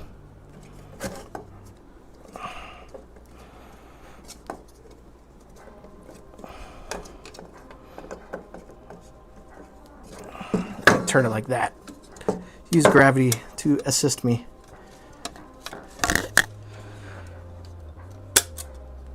Okay, I think I got the top, and then the bottom popped out. There we go. It's a little tight getting that guy in there. I think it's in fully, maybe. Still kind of doesn't feel like it. Oh man, did I do that? No, that's by design. Okay, I was like, did I bend that? There's no way. Might just have to. Oh man, it still feels like it's not in there, and it wasn't. So this is definitely where a built-in IO shield will be helpful, because I've never struggled this bad with a IO shield before. I'm gonna kind of leave it like that and just kind of, it's in there loosely. Maybe. It's in there loosely enough where it's still gonna hold in there, and then once I get the motherboard down on the actual chassis, it's not going to go anywhere, so I'm okay with that. All right, the only items so Reluctant Hero says the only items I need for this kind of build is the case, PSU, and a single fan GPU. My current travel quote-unquote PC is a Deepcool 160 ITX case, basically an Igloo lunchbox. Hey, that works, but yeah, probably a fair bit bigger than this one. Okay, I'm just going to refer to the instructions here real quick. We've done basically the teardown. Yeah, and it says kind of just start getting everything in there. I mean, looks pretty simple. So now that we've got the IO shield in place, we're gonna get the motherboard down. Let's say here, actually, I'm looking at, so I might have cheated a little bit and seen some videos of this case being built with, but I think most people, what they do is they actually get the riser cable ready and plugged in before they get it, because there's very little space to work with here to get it passed through there. So I'm gonna get that going first.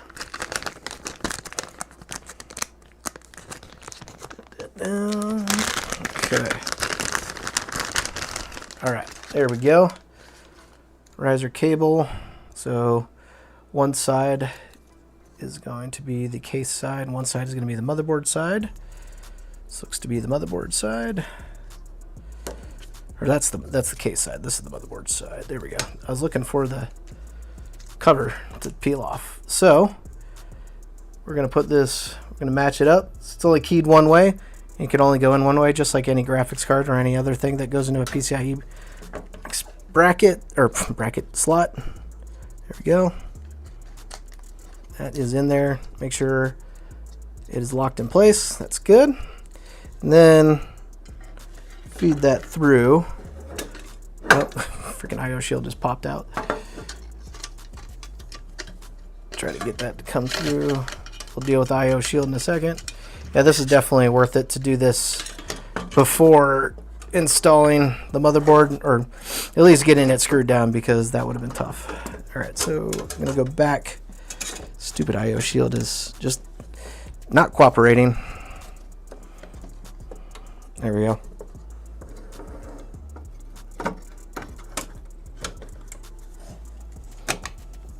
There we go. That's what I meant by basically once I get the motherboard lined up with it, there's nowhere the IO shield can go. Cool. That's going to be really tough to get that screw in down there, but we should be able to. All right, let's do that though. Let's get the motherboard down. Open up our bag of goodies that the case came with. Not a whole lot, but looking for motherboard screws here. Typically they are more flat-headed.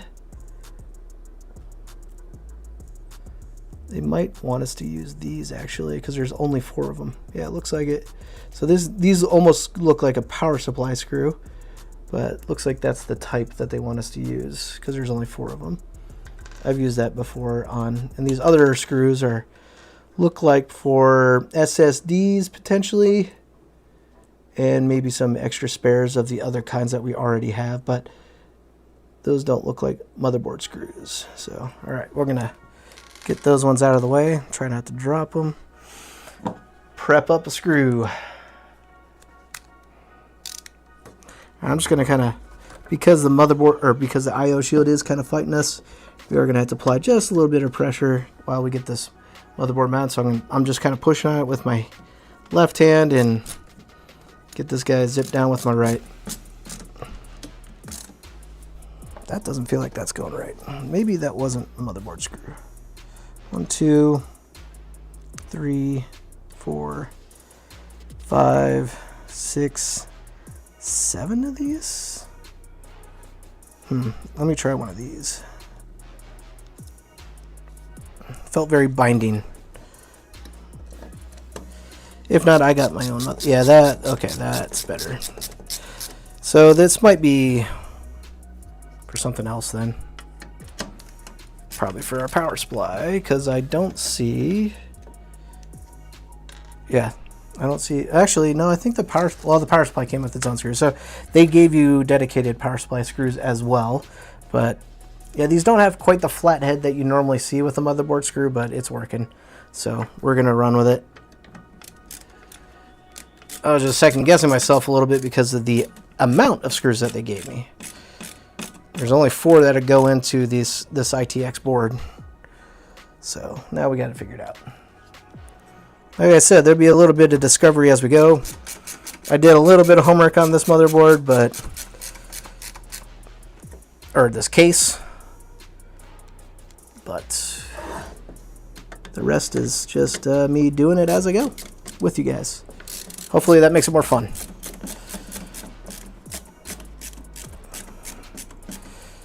All right, she's in there, and hopefully nicely planed out now that I kind of bent it up. Realized I forgot to plug in the PWM cable for the fan for the CPU, so that would be necessary to actually cool the freaking CPU. I'm just going to tuck that cable in down there, and I think that'll be completely fine for what I need. Get down in there. Perfect. So, yeah, looking pretty good as far as the aesthetic. Black on black, some darker grays, but yeah, pretty awesome. I think, I'm curious. I'm just looking at the I/O stuff. I guess it's gonna, I mean, it should be fine. Just coming around like this. So I want to plug this in, but it seems like that's the case. Oh, I think this motherboard actually came with like, when I bought it, I just remembered it came with a little thing to put these. Well, we don't necessarily have to. What the heck? I'll find it. I think it's just right over here. It's where it was long ago in the old case. There it is. Or does this go with the case? Oh, that does go with the case. Never mind. Okay, so I was thinking something else. I had this motherboard in a previous smaller form factor case, and I thought with the front panel, the power and LED switch, that their Gigabyte motherboards have this thing where it's just basically a keyed little plug-in that goes over the pins, and then you just plug all these things into it and then plug it in as one unit into your front panel. So that's what I thought it was, but it's actually attached to that old cases, so I'm just going to leave it. It's fine. And I believe this is my front panel. I'm looking. Oh, no, it's over here. Okay. So we want to do, a little hard for you guys to see here, power LED plus and minus. I'm just getting it kind of sorted out. And then the power switch should go right next to it. So these first 1, 2, 3, 4 top pins on this little header. There we go. And then that's all that the case actually came with. So there's no hard drive LED or reset. This thing only has one button on it, which is just a power button, so that's fine. And the only other extra thing here, I think I'll go this way with it, is the USB 3.0. It's pretty flexible, actually, because of kind of, yeah, I think I'll use that to help kind of, well, we'll figure it out. I'm trying to think of cable management ahead of time, but we've got a lot to think about before we get that far. All right, so that's good in terms of those cable connections. What else? So according to the instructions, it says then to kind of just sandwich things together. So it looks like power supply is last though, but we got to work on the GPU side now. So I'm going to flip that over now that we have our extension cable ran through. At least I hope so, man. It's kind of tight. I feel like that's really tight. Is there any more slack?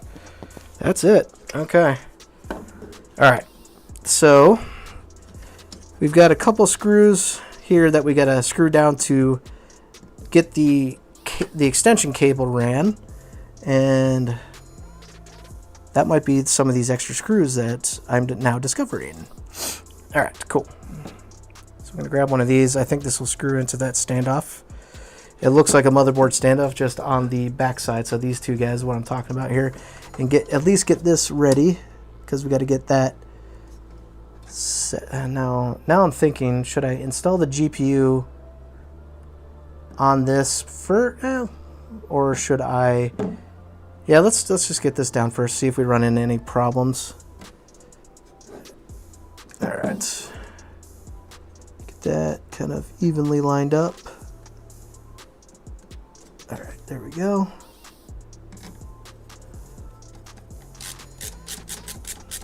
Just kind of start that a little bit and then do the next one. There we go.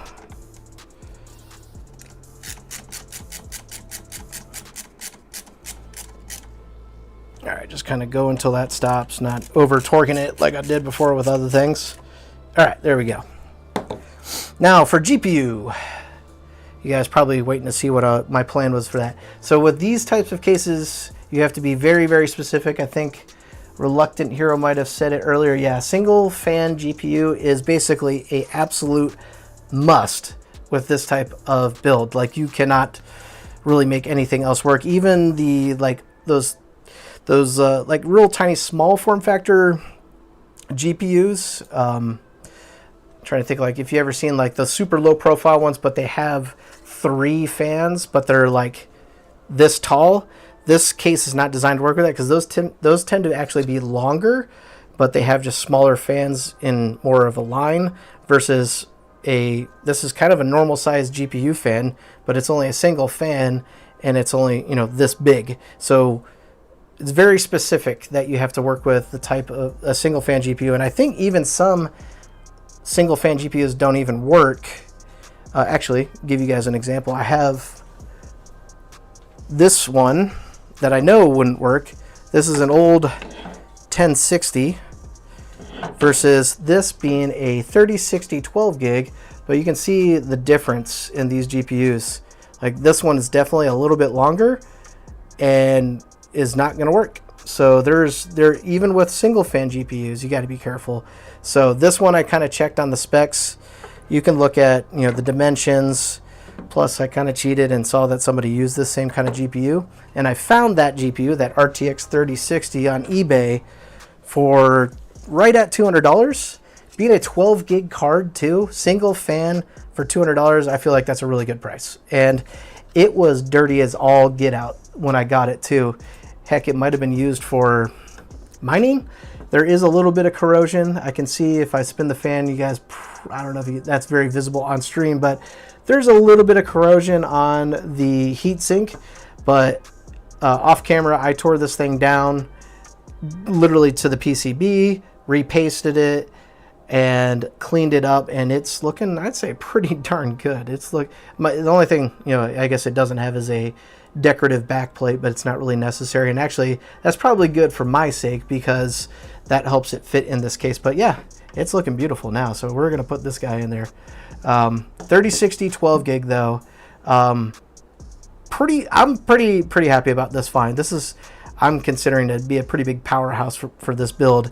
And considering that my main rig is a 3080 Ti, like, this isn't too far off from that. And it's a single fan card going in a tiny build like this. So, all right, enough blabbering about the card.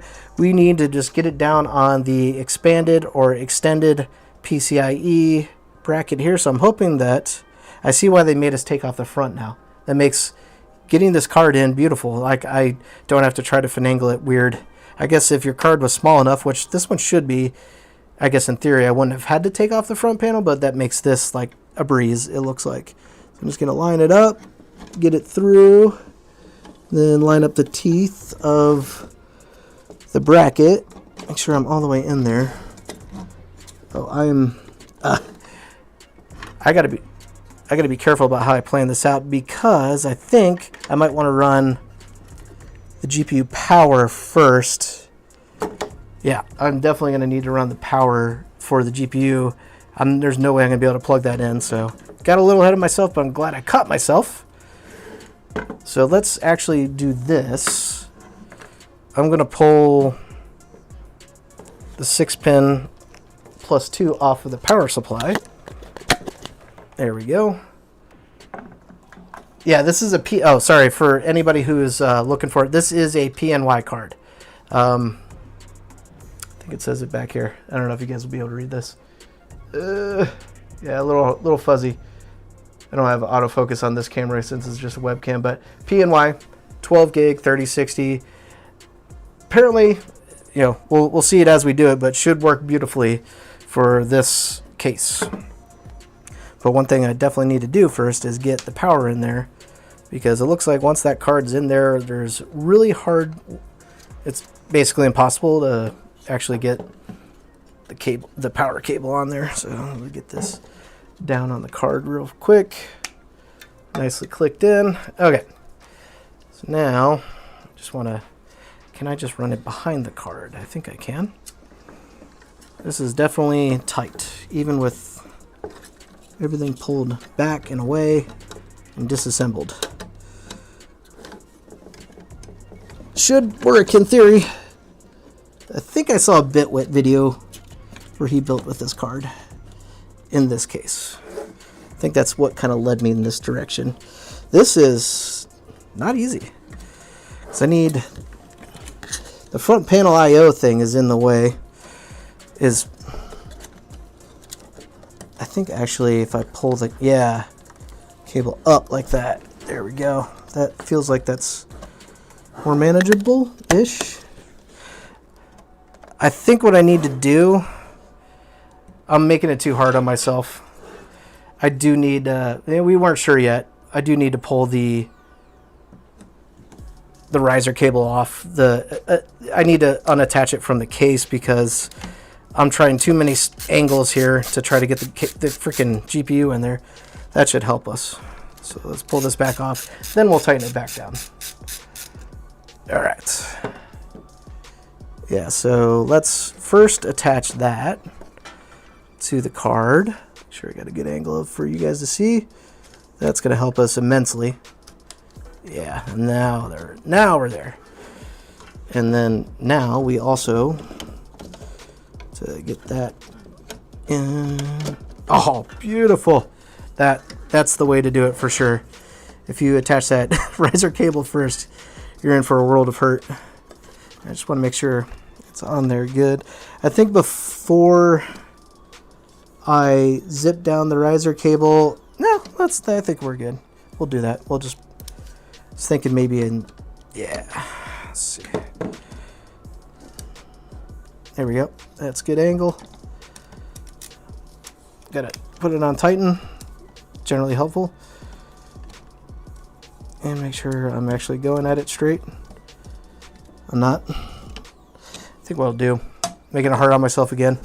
I'm gonna get I was thinking about it earlier, but now I'm gonna do it, is get these screwed down. Which screws were those? This guy and this guy. Okay. Yeah, get that screwed down first to help me get the card down. There we go. Like I said, these builds go a particular way. They are challenging. Like I don't know how long we've been going on stream at this point, but yeah, now almost 2 hours. They are challenging, but that's the fun of them too, I think.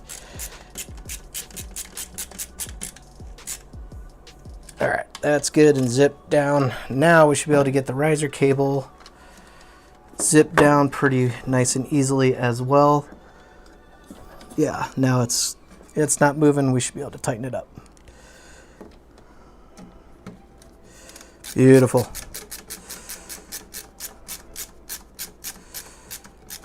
Oh yeah, it's just all coming together now. Check that out though. I think that looks slick. As far as like the aesthetic I'm going for, I think it's all come together pretty nicely. And that's not quite lined up. Now it is. What do you guys think? Is the aesthetic on point? Check this out too. I noticed it. So we got a little red on the, although it's probably not going to be visible once we panel it all up. A little bit of red there on the graphics card. A little bit of red on the IO shield. So pretty sweet. Now, power supply. I think it goes on the motherboard side, but also I think it tells me that. Looks like it goes on the GPU side, which, yeah, okay, I can see that. So time to get the power supply in. And I think too, what I want to do is plug in the cable that I took off back into the power supply. There it is. All right. So I believe we should be cable side up. It's supposed to go in something like this. I'm gonna move these panels a little bit out of the way. All right. Something like this.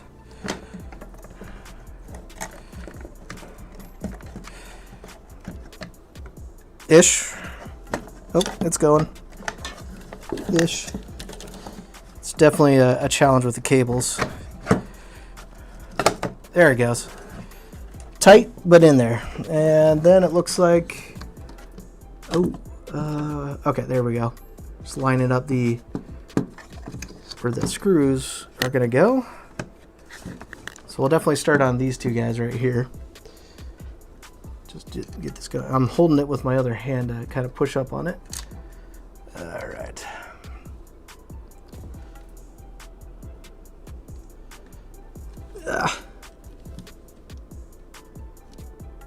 Come on now. Bite down just a little bit. There we go. And we're still on tighten on my screwdriver. Let's get this guy started. Reluctant Hero says, I was planning on going with a Zotac 5060 or 5060 single, but now I want the PNY 3060 12 gig. Thanks for tipping me off to it. Absolutely. I mean, for the size of this video card, like, this thing's a powerhouse. 12 gigs. That's what really drew me to it. It's like most of the cards, like I think the 5060 is only 8 gig, and it's also, you got to be careful. And this is also why mentioning the riser cable, you got to be careful. So with some of the more modern small form factor video cards, they use a strip. They only use like 4. No, they use like, I think like 8 lanes of PCI lanes. So if you use the supplied riser cable, which I think it'll work, but you're really shortening down the bandwidth of the video card itself, because you're not using the full 16x lanes, which again, that's another good thing about this card, is it uses all 16 lanes. So some things to consider when you're going this form factor, because yeah, you might inadvertently hurt yourself in performance just trying to make things fit. I'm almost through my coffee. All right, let's find another screw here. We're gonna get on the power supply.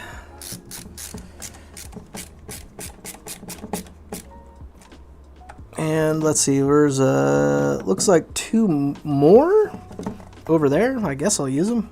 They're like right next to each other though. I don't think you probably need both, but we're gonna make it look complete. Let's help draw that side of the power supply into the chassis too. Nice. Just kind of sucked it up in there. We'll go one more. So now I'm really hoping the cabling of my Noctua fan. Oh, that's not really going. I'm tearing it up. I'm gonna leave that one out. Don't need it. But what I was gonna say is, really hoping the cabling on that fan is perfect, because I'm gonna have to tear this thing completely apart just to get back to those cables for the power supply. All right, check it out. GPU side, or motherboard side. GPU side. Everything is looking good. I want to double check something on my OBS. I think my camera is the way I want it to look, but I'm just gonna double check something. Configure video. Okay, cool. I thought I saw an anomaly, so pardon me on that. All right, let's go overhead, because we still got to make motherboard connections with the stuff. But we're nearing completion here, which is very happy to see. Make sure that, yeah, it looked like that GPU wasn't fully seated. I mean, the retention bracket is now completely down. So I think we're just going to come across here with the cables. That looks like that's how it's probably designed to work. All right. So let's get the 24 pin connected up. We're going to go right here with it. Notch side is out. All right, that's on. And I need to get EPS CPU power, which, okay, cool. It's down here, and we'll just be able to kind of snake it through. I'm gonna go underneath that 24 pin, and it's right over here. Down it goes. I think with that, there really isn't a whole lot to really work with in terms of cable management. You just kind of stuff it where you can fit it, I think. And that's what I'm doing here. That will kind of stuff up there. I think, yeah, that feels good.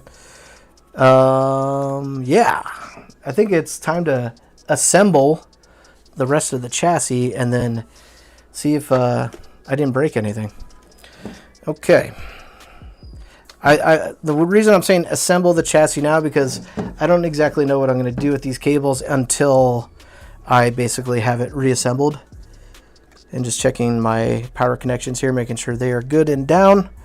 All right, let's do that. I think I want to put the front panel back on. That kind of goes like, I think most of the cabling looks like it's going to come back GPU side of things. So that's what I'm going to just fold them over to that direction, at least for now, and get the front panel on. This is going to be smushing on there. Oh, I do like how this goes on the top. So check this out. So there's two notches there that are cut out in the metal, and then this part of the case grabs that, and then the other part of the front panel is where you screw it down. So I basically just got to notch it into place. I think I got it. Make sure I got it. The cables are just fighting me. That doesn't quite feel right just yet. It may not be as complicated as I'm thinking it is. Okay, I think I got it. Oh my goodness, this is gonna be tough. I'm gonna really have to get these cables down and out of the way. I got a lot of tension fighting me. All right, I'll try that again. Get in there.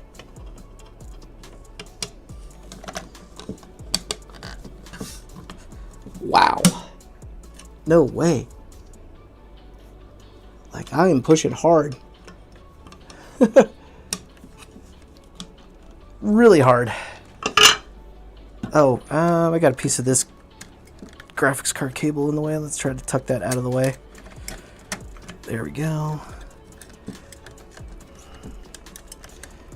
I normally don't do a lot of cable management on stream just because it's boring, but it's a must for small form factor builds to actually just go together. Okay, that's better. Yeah, I had the graphics card cable in the way, or the end of the graphics card cable in the way, the plug end, that was really stopping me from doing anything. I think, yeah, these are all the same screws. There we go. Yeah, PCI 8 lanes, that's it. Yeah, that's what I was talking about, Reluctant Hero. So you definitely have to be very careful about, one, the motherboard you use along with those GPUs, and two, if you use this case, that's fine, but then you'll have to buy an additional higher bandwidth PCIe extension cable, riser cable, because the one that comes with the case works perfectly fine for what I'm putting into it. But if you're buying one of those higher end GPUs, you could run into a problem, and you may not even know about that. So glad we're discussing it. That's why I said it's a hangout where we build and talk tech. And that is now aligned. It's not too bad as far as the feedback pressure from the cables pushing on getting this thing together. Oh my gosh. Go. There we go. There we go. Okay, so that's what we're working on. I'll give it an extra little zip, but the front panel secures with these two screws underneath the chassis. I really like the design intent is get it attached up here with those notched ends, and then basically you only need two screws that holds it all together. This thing's feeling dense. That's cool. All right, some more inadvertent cable management, whether we want to or not, but I'm gonna have to manage some cables here just to get things closed. Now, I think here, this is definitely the perk of choosing the modular power supply, but I think I'm just going to tie these cables back and let them just chill here, and that's pretty clean looking. They only gave me one zip tie. I got more, but I guess I'll use this one that they've provided, at least for now. So we'll get this guy on here. I think I want to do maybe what, honestly, it doesn't matter so much, but yeah, That's probably why they do one. They're like, hey, you're just going to get your cables to a certain point where you just put it into one spot, bunch it up, and tie it down. So that works for me. I'm not super picky about it because I'm not really even going to see in there. But also a little pro tip for you. If you want things to look clean, usually I do this anytime I do zip ties, is I snip it and then I twist it so that the end is facing down, so it looks a little more clean. So a little pro tip for you there. All right, we're about there. So I pulled off the GPU side first.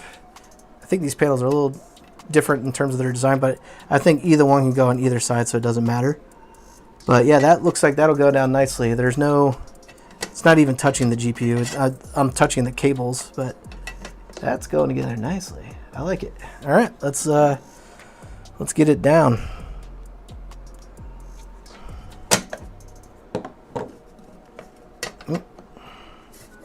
Here we go.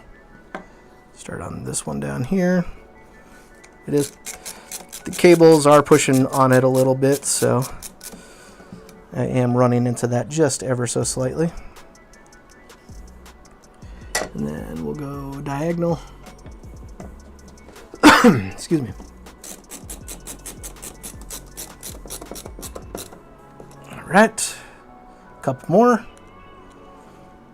You know, we're just kind of praying that, you know, everything's going to work right. So technically I should test it before I get all the paneling back on. It's usually the bad mojo thing to do, is to completely put all the panels on and then make sure it works. But I'm feeling good about it. So I want you guys to see the full reassemble process. So there we go.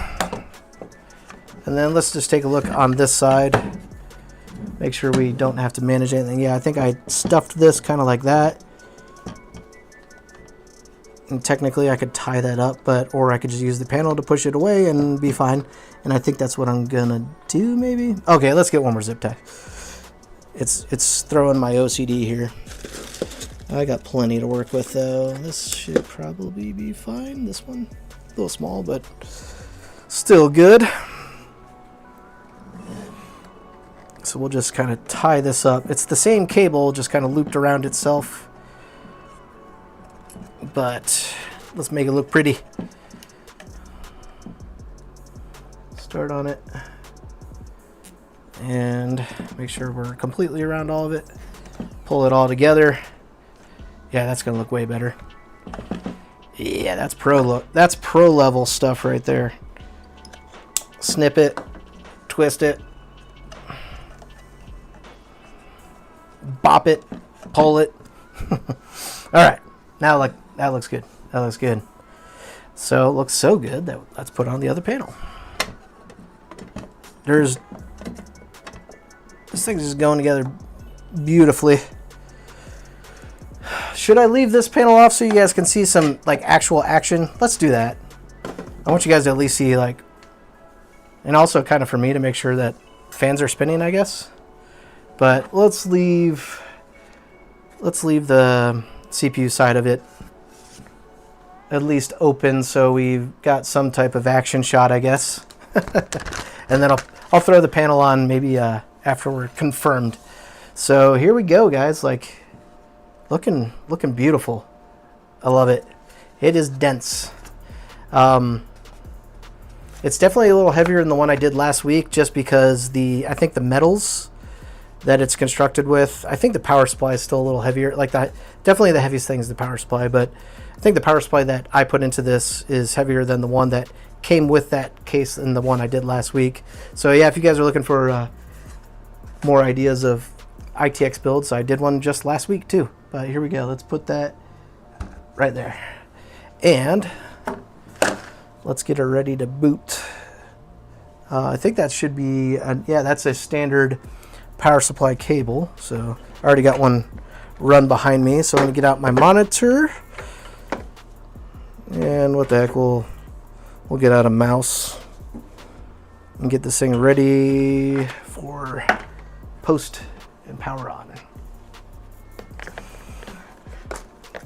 All right. And this monitor will just power from the PC itself.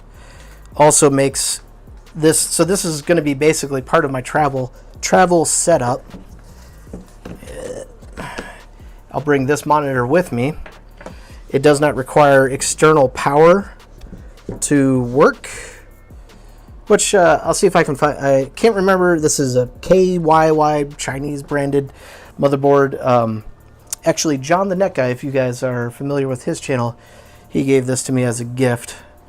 But it's beautiful for this application where we're using the PC to power it. So that way we don't have to carry extra bulk of cable. So that makes it amazing as a travel PC. And then I need to plug in HDMI on the graphics card. There we go. All right, that looks to be all nicely in view. And then I need a power cable for post-test. Here we go. Is this long enough? Let me run this. All right, I have to pull it back just a little bit. All right. Okay. Let me see. Okay, that's a good indicator. My motherboard is not damaged, possibly, because why I say that is, we were kind of zipping that cooler down pretty hard accidentally. But like I said, the motherboard the monitor is provided power from the PC. Well, that's delivered through the power supply, which is delivered through the motherboard because I'm plugged into a USB-C for actual power for this motherboard. I keep calling it a freaking monitor. So.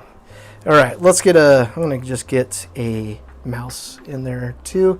We'll use this to test our front panel. Make sure we plugged in the USB correctly. So I'll plug this into the top right here. I never, ever, ever can plug in a USB correct the first time. I don't know about you guys, but it's my demise. All right, 3, 2, 1. Oh, I got something's dragging here. I don't know where that was exactly. Oh, that's on GPU side. I'm gonna pull that off. I don't know where. Keep watching the monitor though. Oh, yeah, I might have to check my cables in the back. We're watching the monitor to make sure that we post and didn't destroy our motherboard in the process with that gnarly bend that it was going through. All right, it's doing another boot cycle. I'm watching my screen over here to see here. Come on, baby. Hey, okay. There we go. I didn't kill anything. I should probably... Oh, yep. It's... Okay, I was coming over to look at it. Looks like it's probably loading up my Windows. Or it's going through another boot here. Let's see. What's it doing? Yep. Lots of changes has happened to this motherboard recently. Yep, it's booting up my... There should be a really basic installation of Windows 11 on this guy. I think I used this drive last to test Modern Warfare 6. Yeah, it's getting devices ready for the minimum spec build for Modern Warfare. Yeah, that Modern Warfare. Is that the name of the damn? Yes. To test out that game on the minimum spec requirements. So if you guys are curious, I do have a dedicated video on that. So yeah, I mean, this is definitely working. It's just loading up Windows. So let's see it go all the way in if it doesn't take too long. And I'll take a look at the chat here to check on your guys' questions. Yeah, Reluctant Hero says, yeah, those slim portable LCDs are great, but travel PC, I couldn't get display on my initial post because it uses HDMI. I had to connect a DisplayPort monitor for my post and Windows install. Oh, that stinks. I guess one thing too to call out about this particular build is I am using a 57G, Ryzen 7 57G. So I have an extra backup video option if I need it. So that was kind of like my intent. I was kind of thinking of, you know, if something were to happen like during travel and I suspected maybe the GPU it wasn't working for some reason, I wanted to make sure that I had like a backup form of video. At that point, yeah, if the GPU isn't working, I'm probably not gaming on my travel PC, but it was just, you know, something I thought, you know, it's probably good to include, and it's a backup drive for me anyway. So what's this thing doing here? Looks like it's rebooting again after getting devices ready. Like, this motherboard has been through a lot. It's had its CPU removed, reinstalled a few times. There's a brand new graphics card that's plugged into it, new drive. Everything is like, it's spazzing out, but it's working. That's the main thing. So I think at this point, guys, do you want to see it booting into Windows? I don't know how long it's going to take. 96% ready. Okay, let's let it rip for just a second. But what do you guys think overall of the build? I'm really happy to see an 8-core, 16-thread processor. Yeah, we're only at 16 gigs of RAM. The RAM is a little bit slow, so definitely if there's any areas for upgrade and improvement is definitely in the RAM department, but we all know how the RAM market is these days, and it pretty much sucks. So I'm okay to go with what I put into it, and looking at it, I can get to it if I need to, you know, make some upgrade to accommodate some better RAM. But let's see, where is it at? It's restarting again. I'm not gonna drag this out any longer with you guys. So we can see that it posted. It's gonna game. I'm thinking of a follow-up video I might do in terms of, you know, just covering the performance of this PC. It's a really kind of oddball build though, so I'm a little hesitant. Do you guys want to see me cover benchmarks and gaming performance and all that? It'll probably have to wait till after my trip, because I am leaving next week if weather permits okay to do so. But I also kind of think this is worthy of seeing what that 12 gig 3060 can do with this combination of hardware. And maybe if I do that, I will throw some faster RAM into it. My stream PC that's running the stream is running some much better RAM, so I could just swap that, you know, if I want to do some performance testing. But anywho, that is it. There we go. We got Windows. Like I said, it should be really fresh copy of Windows. Yeah, I got like nothing on this other than Battlefield. I'll say Modern Warfare 6. Battlefield 6 is what I was trying to say. But this is the drive that I had Battlefield 6 on. So maybe I'm going to go play some Battlefield 6 now that I've got this hardware running it. So anywho, guys, thanks for tuning into the stream. Again, I'm trying to grow the channel through the year. Trying to reach an additional 5,000 subs at minimum. I've got a whole year to do so. If you guys aren't subscribed, please subscribe now, and I hope you enjoyed the content. And if you got any feedback for the stream, like I said, I've been making some tweaks. I'm definitely open ears to that, because I'm trying to just improve with every video and every stream and make a really awesome entertainment experience for you guys. Thanks for tuning in, and I guess we'll catch you in the next one. Take it easy, guys, and stay warm, because the cold weather's coming.